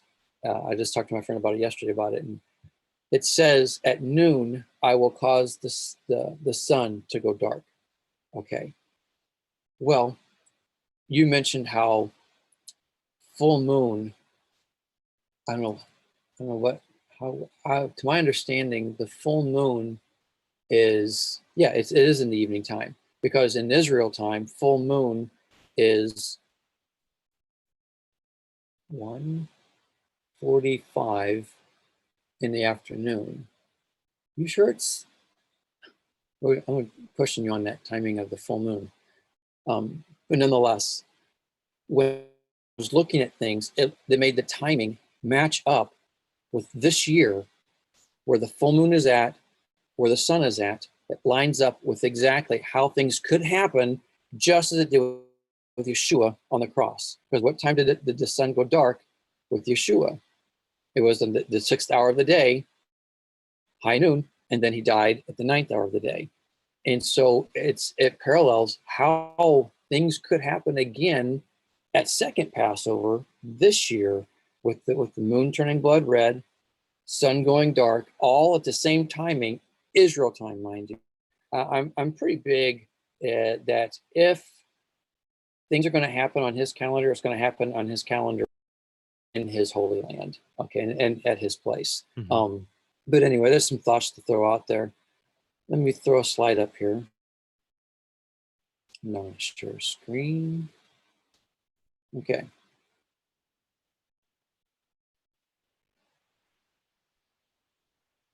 Okay, can you see my screen? Got it. Okay, cool. This is the 1 year time frame, which I'm pretty firm on that right now. I'm always willing to change, but the more I keep studying it, the more I see the 1 year time frame. And can you see my my cursor moving? Yes. Perfect. And just really quickly, what video is it? I can't remember, that they can reference if they wanted to investigate the time being cut short from 1,260 days to 1 year. Yeah, I have a teaching simply titled "The 1 Year Tribulation." That's right. Okay. Yep, and it was released last fall. And all of my end time teachings, if you go to our website, torahfamily.org, and then you go to the section where it says teachings, and then you'll get a drop-down menu, and you'll get our children's teachings, my wife's teachings, all these different teachings. Go to where it says all Steve's teachings, and then you can find the category of end of days, and you'll find all of our end of days teachings under that category. Okay, here we have where I'm at today. Again, tomorrow may be different, but on this slide, you'll see second Passover. And then you see 5 months to Armageddon. Also 5 months to Sukkot. I currently believe very firmly that Armageddon will be fought on the last day of Sukkot. Well, we mentioned earlier Revelation chapter 9, where it talks about the abyss being opened and the locusts and the creatures that they are. Well, they're released for how long? 5 months. It just so happens you have second Passover, 5 months to Armageddon, 5 months to the last day of Sukkot. It all lines up perfectly. And then when you go to Ezekiel 38 and 39, it talks about where it takes 7 months to clean up the dead bodies. Well, so if you have Armageddon here, here's your battle. Then you take 7 months to clean the dead bodies. Well, those who are cleaning the dead bodies will not be able to partake in first Passover, because why? They've been touching dead bodies. They're unclean. So they need second Passover. So this element that you're looking at on the screen right now lines up precisely with what took place in Egypt. They were delivered at first Passover, and then they celebrated first Passover 1 year later. Well, here Yeshua delivers second Passover. Then we all celebrate second Passover together again. And you notice right here, this is 7 months for the people who are spread all over the world that Yeshua brings back to the land. This is the second Exodus. In fact, I discussed the second Exodus in, I won't say great detail, but I do mention it and reference it explaining how there's a parallel with the second Exodus and those who have to go through the tribulation. To me, it's unprecedented when I look at these parallels. So, Lord willing, you can at least see there's reason for us to really consider second Passover just as much as any other time for Yeshua's return. But I think right now where I'm at, second Passover is just, boy, it's high on my list. I'm not saying thus saith the Lord. I'm not saying I'm not looking at other feasts still. I think we should keep them all in the scope of plausibility. But I have to confess, second Passover is really the one that's high on my list. I was going to share another screen or another image. Let me see if I can find it real quick. That I reference it. Oh, that's not what I wanted to do. Forgive me. It was one of those slides. In my head, I guess I didn't save it.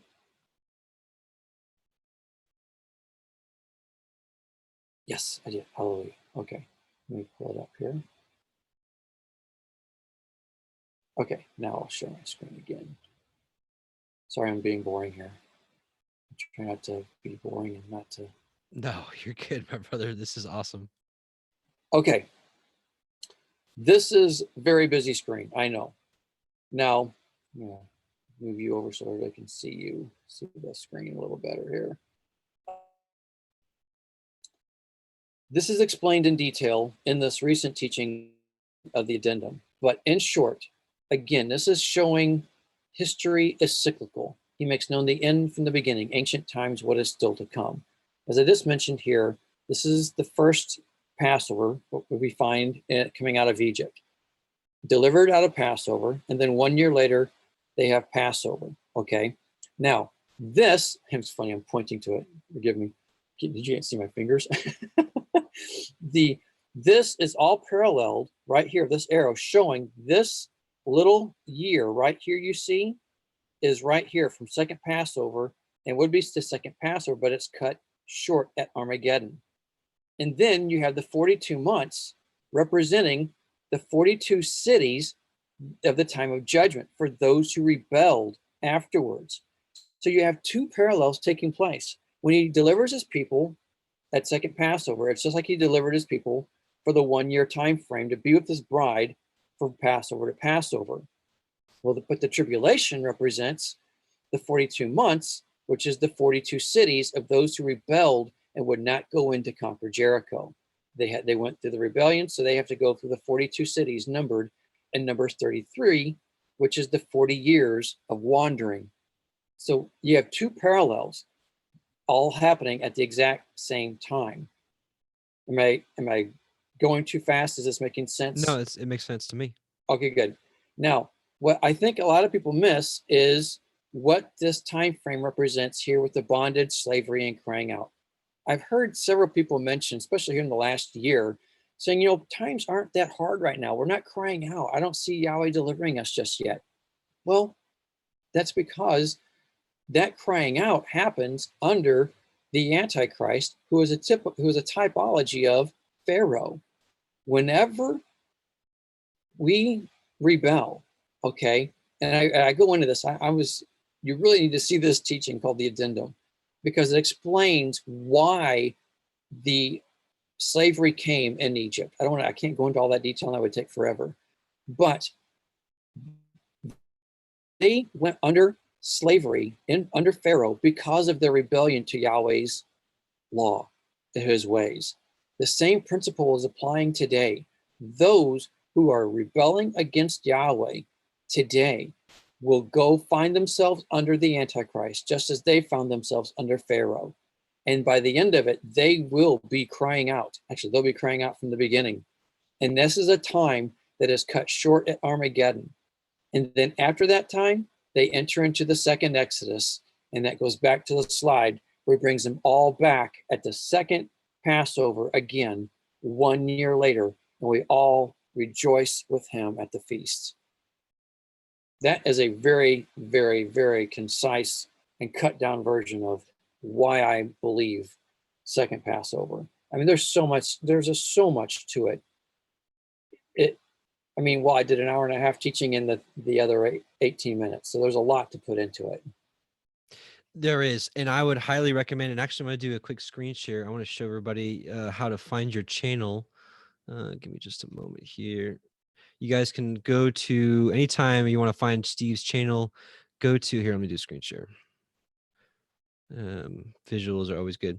Just go to the Parable of the Vineyard homepage here, and you can look at the recommended section, and you'll see right here, Torah family. Go ahead and find him, and then every time I come to your channel, I always get scared because I'm like, what? This channel doesn't have any content. And I'm like, wait. I know. I got to share on that too. So here's the addendum, but I would actually watch the first one, which they'd be best off going to torahfamily.org. Oh, okay. Okay. In fact, I'll pull that up for you. Okay. Hang on. But while we're here, while I'm sharing the screen, I want to show you guys, just because everything that's going on in the world right now and channels are getting cut left and right. Yes. You might want to subscribe here to POTV2. If this channel ever goes down, I'll go straight to POTV2.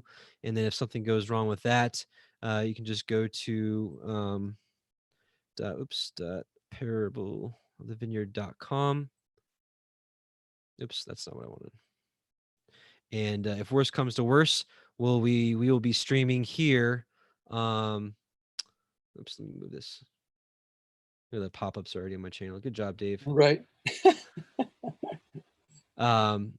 We will be streaming here. If something happens on YouTube and the first channel goes down, second channel goes down, we can end up streaming here. So rain or shine, we'll be doing live every Friday night, 8 p.m. Central, even if it has to be here on the website. By the way, if you are looking for more fellowship than just these weekly studies, you can go here to the homepage and sign up for our Zoom study fellowships. We've got multiple days.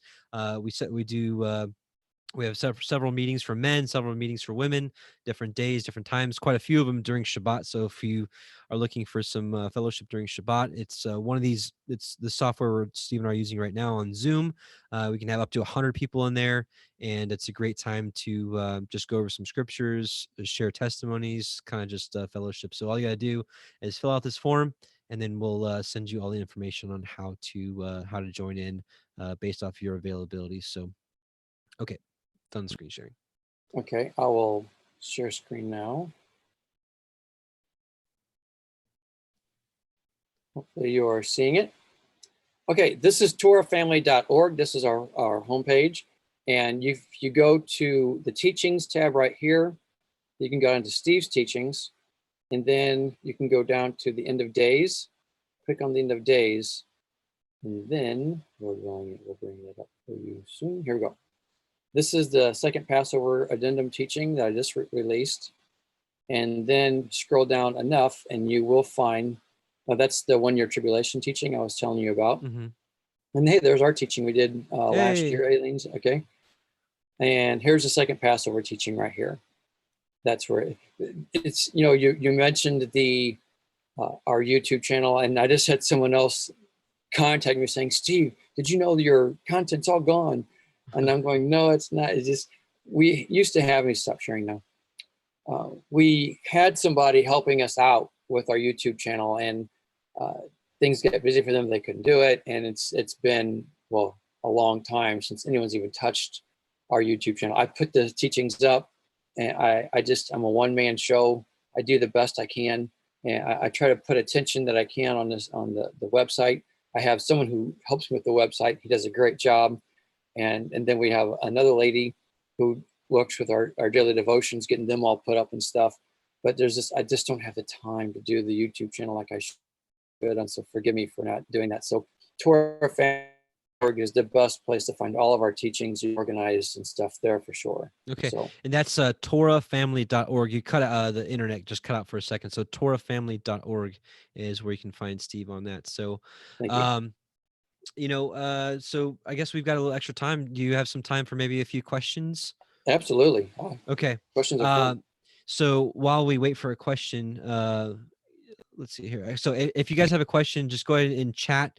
Just type in all all caps. This is the one time where it's actually okay to do so. But go ahead and type in all caps so I can catch it, and we can you guys can ask Steve anything you'd like.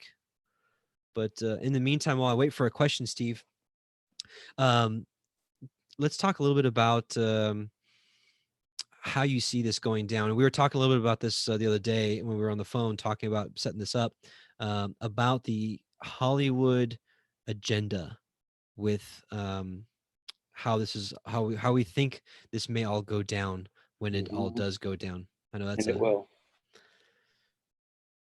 Well,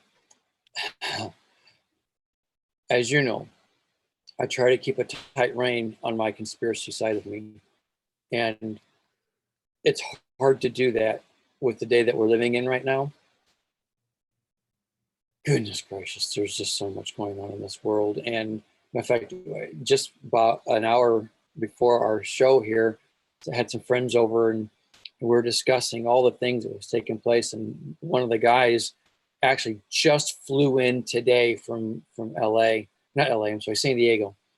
And he was telling me about everything going on there. He goes, Steve, it's a police state down there. I go, what? And he was just telling, he goes, you would not believe. He goes, I went out to the beach because they opened it up. He goes, but trust me, it's not open like they say it's open. And he says, there are cops everywhere. He says, you got the military flying by, then you've got the Coast Guard flying by, then you got the sheriffs flying by. And then he goes, and then you've got they're on quads, they're on Sea-Doos, they're patrolling like something crazy. I go, are you serious? He goes, Steve, he goes, if I wasn't pinching myself knowing that I'm alive right here now, I think I'm in a movie.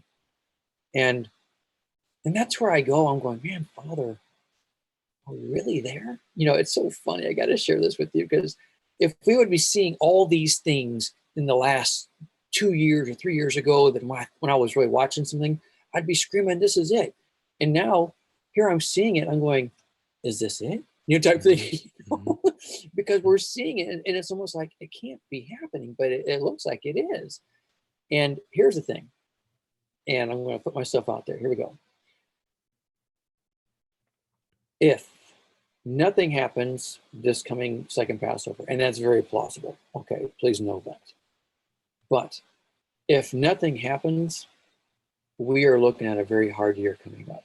I know they're talking about they're starting to, to loosen things up and starting to look better. Yeah, that's on the surface. Okay. When they did this last stimulus, folks, that was like Russian roulette, filling all the chambers, okay? Because that wasn't good for us. No. Our economy is going down and going to be going down real quick. I'm concerned about that. I can't say going to be, but everyone who I talk to who knows this kind of stuff is saying that was like death to America and the world. And then I had 2 people share 2 different videos to me 2 days ago about the food supply in America. Yeah, me too. And these are, one was a farmer, I think in Texas, and the other was like an economist somewhere in New York or something, And I took the time, didn't really have the time, so I put them on 2X. I always watch videos on 2X. And I'm watching them. And I go, okay, these guys are saying the exact same thing, different perspectives, different, backgrounds, but they're saying the same thing. And they're saying that within 3 to 4 months, America is going to be in a famine, whether we like it or not. And I'm going, you walk away going, sure, that's not right. You go this, look around you, it's all good. Yeah, it's all good right now. But we are setting ourselves up for a famine. And here I go, I'm thinking, well, wait a second. I'm rambling, forgive me, I'll be done in a second. And so I'm thinking, Yeshua said in Matthew 24, so, that's the famine is one of the birth pains. I don't think we're in the birth pains yet. Watch my teaching titled The Birth Pains, and it explains that all out. And it's like, I'm thinking, so if they're saying we're going to be in the high heat of a famine in just 3 to 4 months, then that means something has to happen soon. And I agree. Dog, I have never ever tried to tell people, look, this is it. We got to be watching. But man, there's and something in my heart of hearts, and I've been sensing it for a while. And I have been watching. Anyone who knows me, part of our Bible study, they will tell you, Steve's been really watching hard this last 3, 4, 5 months. Steve's been really been watching. And with each passing day that goes by now, I'm going, there's an urgency in my heart, and maybe it's just to wake me up more. I don't know. But I will be watching close this next week. And not just on Passover, as I mentioned in that addendum. I think the whole first unleavened bread is something to keep an eye on. Yeah. So not just that Passover, why I lean to the Passover day. I think we need to be open to that whole week.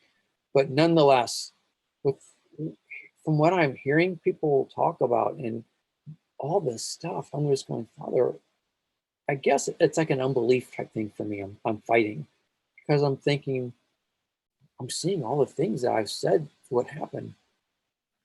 Does that mean it's going to happen? Right. That's kind of where I'm at, I hear you. It's funny. You said the exact same thing Justin and I said.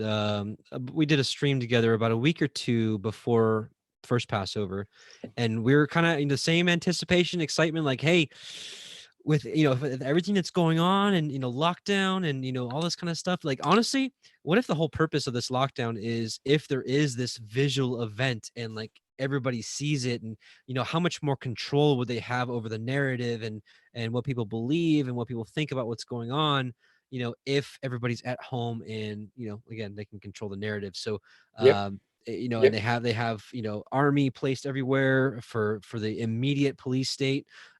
Chaos ensues, whatever, because the devil has a very short time, right? So he's going to make every minute count, what I would imagine. So that's why he's got pieces placed everywhere. So anyways, really interesting. So I agree with everything you said, except for I can't do 2 times speed. I do 1.5 speed when I watch videos. So 2 times is too fast for me. So you must have a much faster processor in your brain than I do.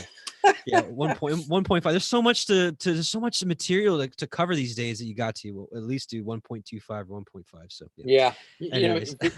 Before we move on, I know you want to hit something next real quick. Could you ask me how I think it could play out? And that teaching that we did about aliens and stuff, as silly as I know that sounds to some people, folks, I'm telling you, they have not been brainwashing people about aliens for nothing.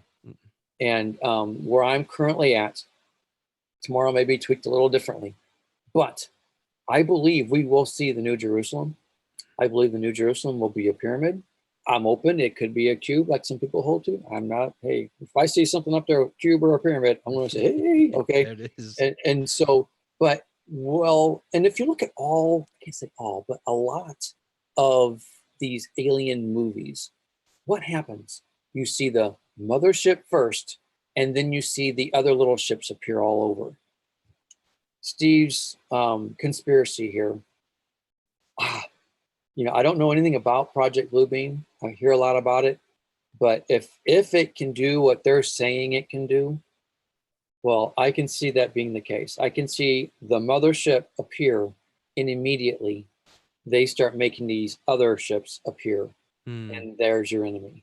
Yeah. Because they've got to make the good guy look like the bad guy. Woe to those who call evil good and good evil, and that's the end game. I agree. And speaking of Endgame, right? Marvel, Avengers, all these movies, Avengers, Independence Day, Ronald Reagan is speaking at the UN. All we need is this alien threat for the world to come together. That's all this. I mean, right now you're seeing this whole, one world in quarantine. Like you see all these celebrities, talking about coming together during this time. And then imagine if it just chaos ensues like that, and people are extremely scared. I can just see the world just coming together instantly, forced, whatever it may be. Yeah, I a lot of people I think misunderstand Revelation chapter 21, where it seems to allude that that New Jerusalem comes down at the end of the 1,000 years. But that's really a standalone verse to me. Pretty much everything else in the prophets and in Revelation tells me that New Jerusalem will be here at the beginning, and that's where Messiah rules and reigns from. from New Jerusalem, but or Mount Zion, as it says in Daniel 2, when you got the vision of the four kingdoms, and it says that a mountain cut without hands, which I believe is New Jerusalem, comes and shatters them to pieces. I believe that's how it works. But anyways, I did ask, if people had questions, so I guess we'll move on. Well, again, brothers and sisters, we'll talk more about this agenda when we get further into specifically Revelation 13, when we start talking about the beast. In Revelation 13, I forgot what verse it says, but it literally says that the beast blasphemes Yah and his tabernacle, which the tabernacle of Yah is New Jerusalem in the book of Revelation. So it's definitely being seen. And I like Steve said, I think will be that alien threat that gathers the world together against it. So a couple questions, Steve, for you. So Cynthia Reborn Tonqua asks, so is it just Passover or a week of unleavened bread as well? It's the whole week of unleavened bread. I've noticed where a lot of Jews will say it's just second Passover. Mm-hmm. However, in the verse, I'm in Book of Numbers, and chapter 9, verse 12, it says they must not leave any of it till morning or break any of its bones. So he just goes, what is supposed to happen at second Passover, giving all of it again for first Passover, but it's at second. And then it closes out with, when they celebrate the Passover, they must follow all the regulations. So it goes with all the feast. You go to Second Chronicles chapter 30, where Hezekiah is trying to bring unity back to the kingdom. And he invites the northern kingdom, come on, get down, guys. And I discuss this in my teaching, just second Passover, meaning why we celebrate second Passover. And they celebrate all of unleavened bread for second Passover. And then they get so excited about it, they celebrate it a second time, which I think is so crazy cool. So they celebrated it for 2 weeks. And so, yes, I believe, and people can differ with me, that's fine, but I believe very firmly that it is to be the whole week of unleavened bread to be celebrated. Passover kicks off that week. That's what it's all about. Okay, thank you. Mm-hmm. I'm gonna be honest, I don't know what I'm gonna do because I just totally stocked back up on yeast and on all that kind of stuff. So I may just do the second Passover. There's nothing wrong with that, because but, officially you can't obey it anyway. We can't obey any of the feast. We just do our best to remember them the best that we can right now. Yeah. When he returns, it's all going to be established again. Yeah. That's great. That's so funny. But I am going to do this, I am going to do Passover. And again, I'm going to get back to you, brothers and sisters, whether I'm going to do it on Thursday or Friday. If you want to do it the same day I'm doing it, I didn't have enough time to look into it before we went live today, but before next week, but probably by Sunday, I'll get you guys an answer as to what day I'll be doing it, if you want to do it the same day. If I ended up doing it Friday, then I'll probably have a pre-recorded message for Friday. And if I'm doing it Thursday, we'll continue on as normal here for next Friday. So let's see. Let me look at another comment here. David Diaz. Let's see. That's gonna. David Diaz asks, "What about the one world government and currency before all these things come to pass? Shouldn't that happen before the snatching away?" No. Yeah, I agree. Because if his name's David, you said? Yeah, David Diaz. David, go to my end of days teaching page and look up the teaching simply titled Birth Pains. And that will explain to you how things kick in gear. I know a lot of people are saying we should see the anti-Messiah first too, but I'm working on a teaching right now that there's reason to believe that we're misunderstanding that verse. In fact, I can show why it'd take a while to go into, but I'm gonna make a teaching on that, all about that as well. Okay. And something I've also considered about that. I know it's in talking about in Thessalonians, yeah. But in somewhere in, I think it's First John, it says you have heard that, or maybe it's even James, where you have heard that the Antichrist shall come. John. But even now are many Antichrists. So maybe when Paul wrote that, the Antichrist hadn't shown up on the scene yet. I don't know exactly how that works out, but something to consider that, again, John said that even now are many Antichrists. So something to consider there. Let's see, another question.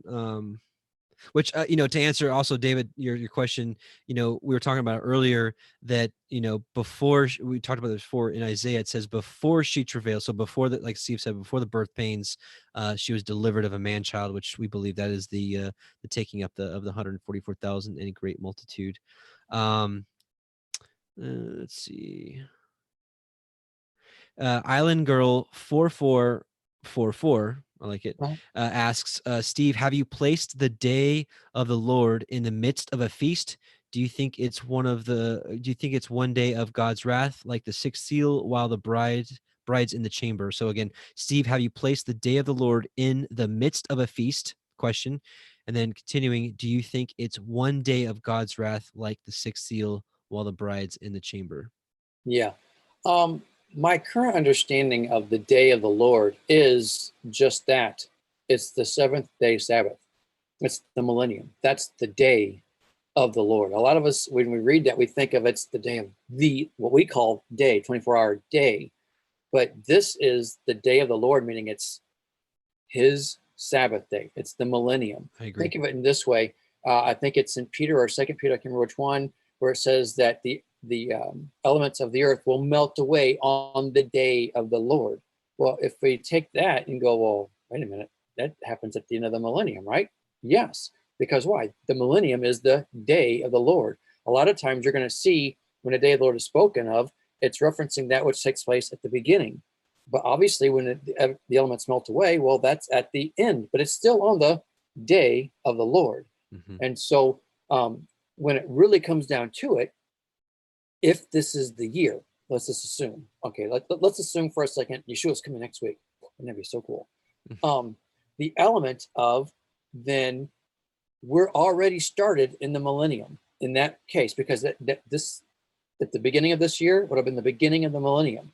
But because Yeshua is gone on a journey, he didn't make it for the first Passover. He's coming back for what? The second Passover, which is what he says to his disciples. I've longed to eat this feast with you. Won't do it. Won't touch this stuff again till we eat it together.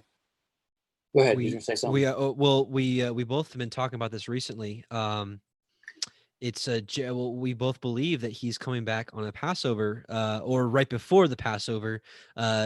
Jeremiah, we talked about this on this channel quite a bit over the last few months, but just in case you're new or if you forgot, Jeremiah chapter 38 in the Septuagint is the same as Jeremiah 31 in the Masoretic. Masoretic is the KJV, the ESV, the NIV, the CEPHER, all the stuff we usually read. So listen to this, Jeremiah 38:8, which again is Jeremiah 31:8, reads, behold, I bring them, this is the gathering, behold, I bring them from the north and will gather them from the end of the earth to the feast of Passover. Yes. And the people shall beget a great multitude, and they shall return hither. So again, like I said, Justin and I, we did a stream about a week or two before the first Passover, and we said the exact same thing you said, Steve. We are really, really hopeful for this Passover. It's looking like this could be the day we're waiting for. And, if not, we got a really hard year ahead of us. And so when that day came and passed, we're kind of like, oh man, it's going to be a hard year. Yeah. And then I came across your second Passover teaching. I'm like, maybe, just maybe there's still hope for this year. Amen. So, like you said, hey, we have no idea. I mean, we could be hundreds of years off for all we know. And we could be, which I think it's crazy to think of. I can't even imagine another year from now, but right. Just maybe I'm really hopeful that maybe next week something we've all been praying for a long time could happen. And listen, if not, brothers and sisters, prepare. We've got to buckle down. We've got a really rough year ahead of us, because if it's not this year, man, I really feel like it's got to be next year. But who knows? I was really hopeful back in September 23rd, 2017. So right. What do I know? I don't know anything. I'm just none of us do. None of us do. So anyway, it's just something to consider. Let's see. We're just passing the 2-hour mark. Let me just see if we got another good question or two, and then maybe we'll go ahead and shut this down. Yeah, which, by the way, if there's quite a bit of you in here, 743, if you guys are late nighters and you want to study some Torah with me, as soon as we end the stream, I usually take about a 15-minute break, and then we've got week 28 of the Torah portions. We're right in the middle of Leviticus, come and join me. Just go back to the homepage of Parable of the Vineyard, and like I said, give me about 10-15 minute break, and we'll and I go back live again for the Torah portion this week. Nice. Let's see. Yeah, this week we're talking about the lepers and the unclean homes. Let's see. Spartacus, bringer of Deuteronomy. Look at this name. Spartacus, bringer of Deuteronomy 6 and Ephesians 6:10-12 asks, could Torah law be the law of the land before the millennial reign? It's an interesting question. Be the law of the land before the millennial reign? Yeah. I know it will be during the millennial. Right. I don't see how that'd be possible. Well, I know my current thought is, and a lot of people struggle with this, but okay, I'm going to say something. Here we go. Buckle your seatbelts.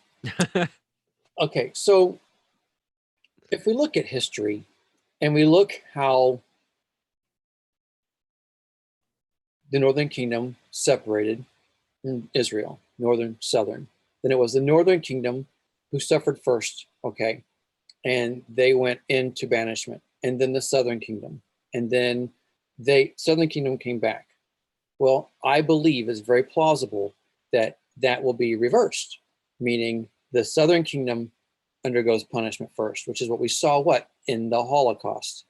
And now it's Ephraim's turn for the Holocaust. Okay, reverse order. But the thing is, a case could be made that Judah suffered under Ephraim's hand, not necessarily the tribe of Ephraim, but the northern kingdom, because if they were dispersed amongst all the nations, Germany was one of those. Now, and same argument can be made, also the other nations delivered them. Get it, got it, good. My point, though, is one of those tribes would have had a hand in the punishment at the Holocaust on Judah. Okay. Excuse me. Here's the thing. I believe it's very plausible. In fact, I believe the end times will be where Judah is instilling the Holocaust this time around. Thus, this is why we see that the anti-Messiah, I believe, will be Judah's Messiah. Well, he will be the one who initiates all this punishment. Matter of fact, if you look at what when we visited Israel last year, I will tell you, they don't like Gentiles wearing tassels. Okay, they don't like us following their laws. Those who are truly strict Orthodox. Our tour guide, he was awesome. He was the coolest guy, and he was a Jew, believed in Yeshua, and he just could not believe that that we follow Torah. He goes, "You follow Torah?" I go, "Yeah," and he was excited about it. But we encountered several strong Orthodox Jews who did not like the fact that we pursued Torah. Well, what happens in the end times? Those who hold to the testimony of Yeshua and those who hold to the testimony of the commands, who follow the commands. Those are the two things that Jews hate the most. They don't like anything to do with Yeshua, and they want any Gentile following their law. They hate it. Yes. They hate it. And so I believe with all my heart. Now, this is not an anti-Jew thing. I love Brother Judah, but I'm concerned that this is how the end times will be instilled. They will initiate the Noahide laws for those Gentiles, and that will be the requirement. And so under that element of the question, will the Torah be made the law of the land beforehand? It'll be declared as Torah, but it's just the Noahide laws. It's interesting you say that because they actually rephrased their question and it was about the Noahide laws. So good job. Good job reading their mind. Okay, cool. All right. Excellent. Let's see. Oh, I had let's see, one other thing. Someone asked about the tribe of Dan. When you get a chance, just go back to the beginning of this video. We actually covered that in probably the first 10 minutes or so. Long story short, actually, since there's twice as many people in here now as when we first read that, let me just read that again. The name meanings for the 144,000. We can maybe just end with that, and so we'll do that. We'll do some prayer, the Aaronic blessing, and then we'll do the Song of Moshe. So give me just a moment. Where is my? Oh, let me pull this up. Okay. So what we did, as far as the tribe of Dan, what we did was, some of you have seen this teaching before. If you take the first 10 names from the lineage of Adam down to Noah, if you like, Adam, Seth, Enosh, Mahalalel, Methuselah, Lamech, Enoch, all the, if you take all their names in order, it actually tells the story of basically the gospel.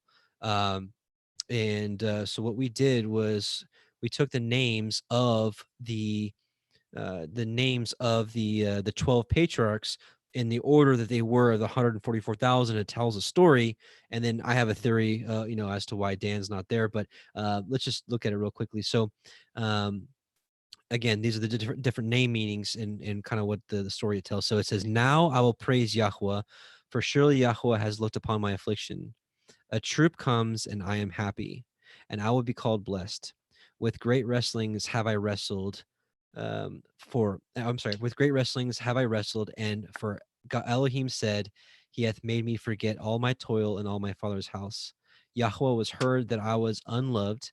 Now this time will my husband be joined to me. Elohim has given me my wages. Elohim has endowed me with a good gift, and now my husband will dwell with me.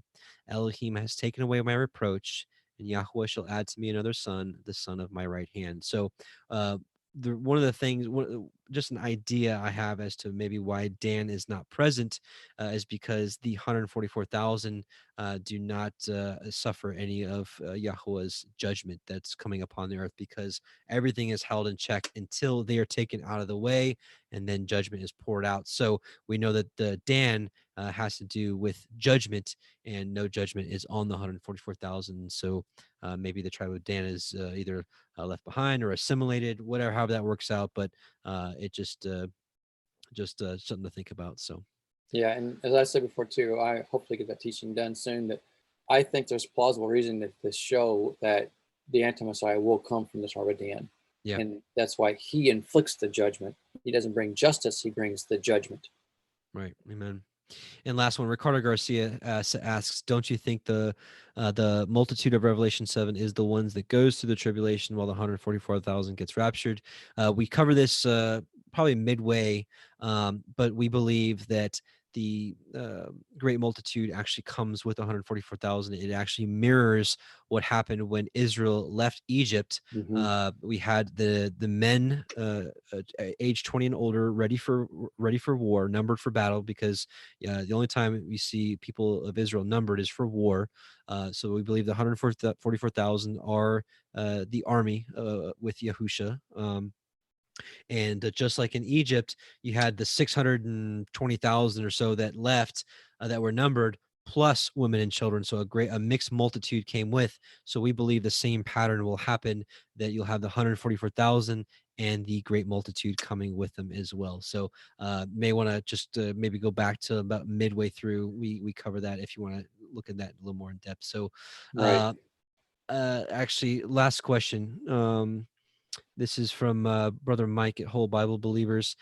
Question, Steve, how is your daughter doing? I hope that's not too personal. And if No, it's too no, personal, then just leave it alone. that's all good. She's doing good. We keep praying for her to be healed. But one day at a time, and she is doing much better.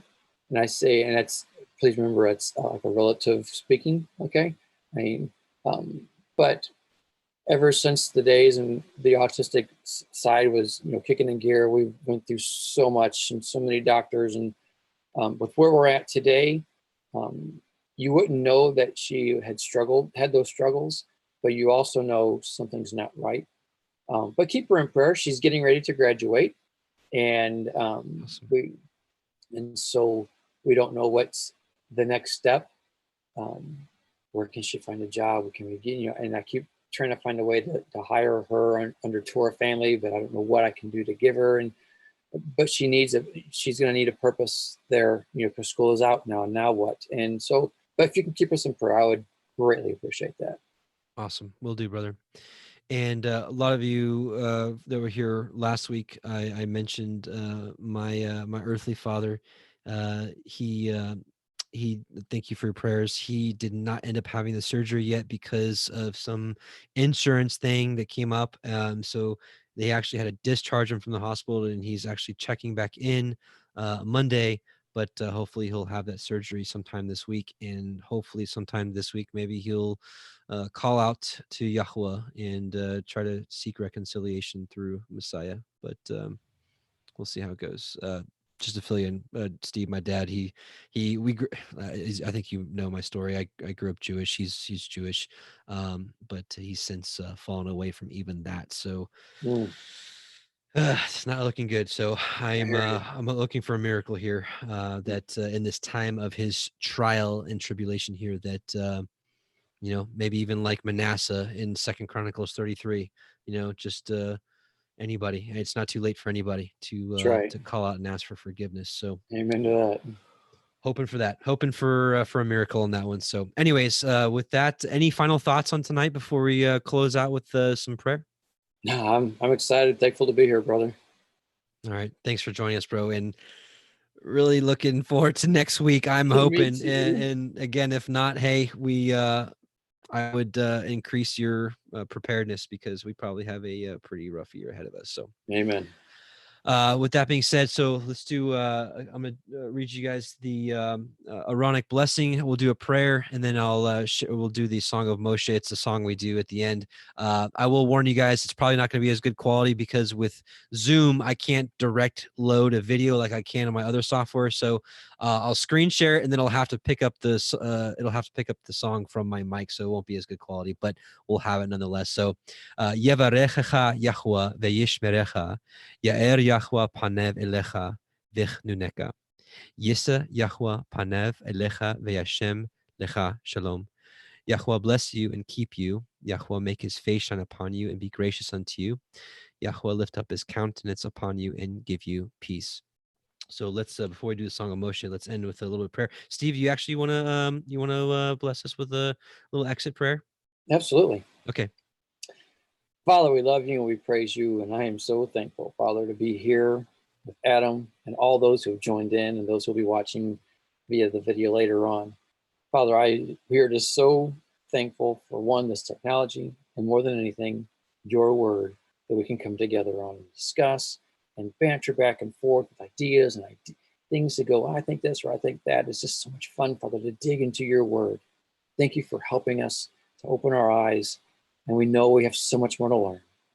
Father, I pray that tonight's discussion will do just that, help others to see things and to challenge them and just to grow in you. That is our heart's desire, Father, to grow in you and your word, to have our relationship established stronger and stronger every day. Father, we don't know the times that we're in. When we look at it, it sure looks like things are wrapping up. Whatever happens, Father, may we have our hearts right with you at all times. No matter where we're at, let our hearts be right with you. Speak to us with whatever we need to work on. I'm talking all of us, Father, so we can truly be a part of your bride. That is our cry. Be with us now, Father, as we go our separate ways, and we look forward, Father, to the next time we can all come together. In Yeshua's holy name. Amen. Amen. Amen. Thank you, brother. Amen. Okay, so let's do this. I'm gonna play the Song of Moshe for you. By the way, I don't know if you ever got around to singing any of Alan Horvath's stuff. This is a song that Alan Horvath recorded right before he passed away, which he actually passed away on the first day of Sukkot last year. So he recorded this song, and then I felt led to put some visuals behind it, and Sister Jill Weiland put some lyrics, the lyrics on screen for it. But it's Exodus 15, which I know there's debate. In Revelation 15, it says they sing the song of the Lamb and the song of Moses. I could see either Deuteronomy 32 or Exodus 15 fitting. I kind of lead towards Exodus 15 personally, because it's like, again, the same story all over again with the deliverance and all that kind of stuff. So I'm open to either one of them, but here nonetheless is Exodus 15. And let me take actually my headphones off. So you may want to mute, Steve, because I got it. No, I got this on. Oh, that's right. That's right. Okay. Okay. Give me just a second, everyone.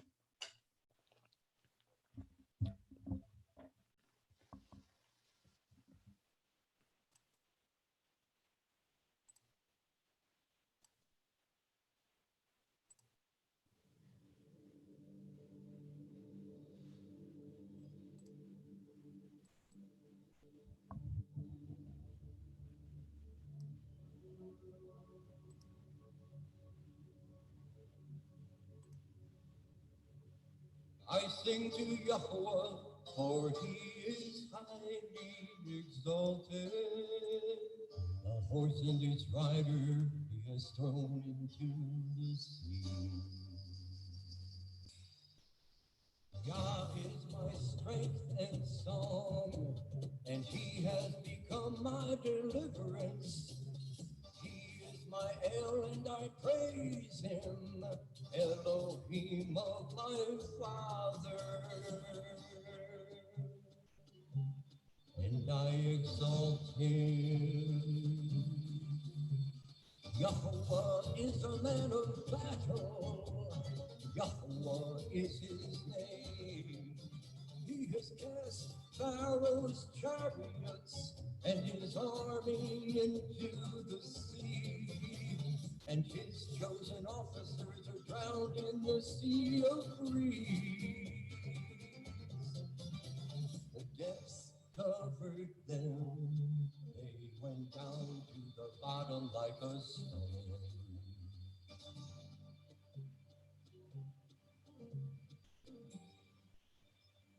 Your right hand, O Yahweh, has become great in power.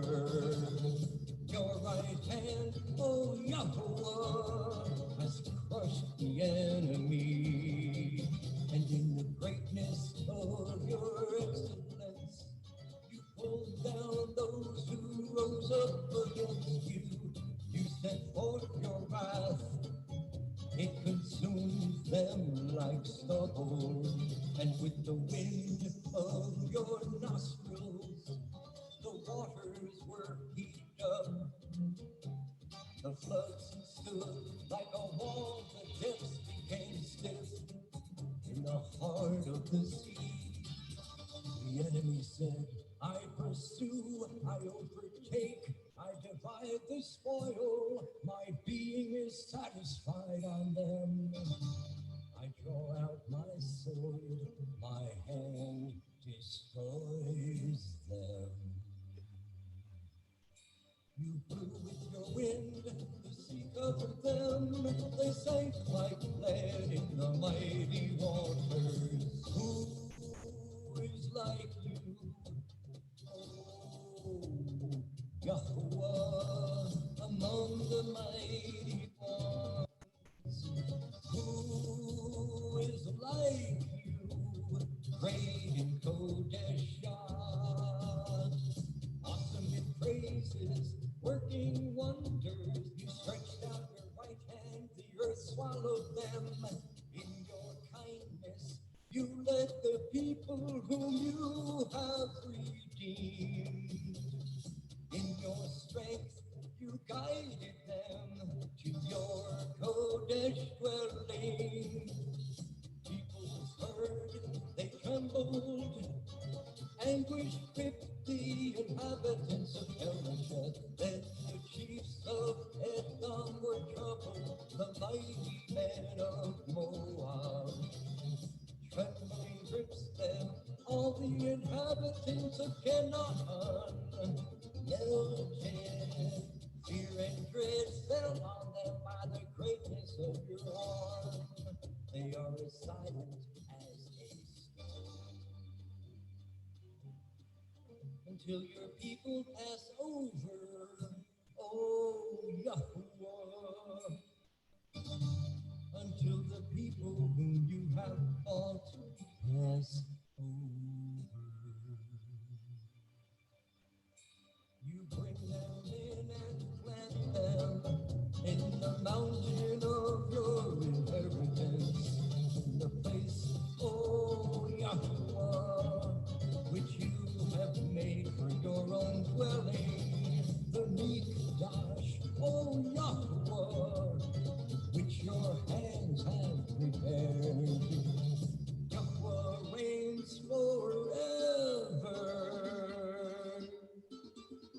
and ever.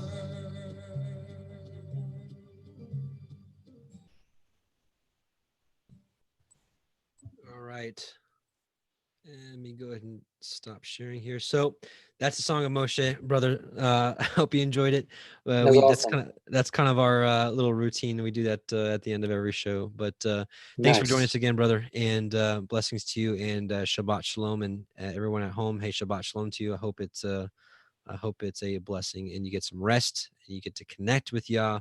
You get some time to spend in His Word. Pitch your tent with Him, and just praise be to Him for all this, for making all this happen. So. Amen. Shabbat Shalom. Shabbat Shalom, everyone. All right.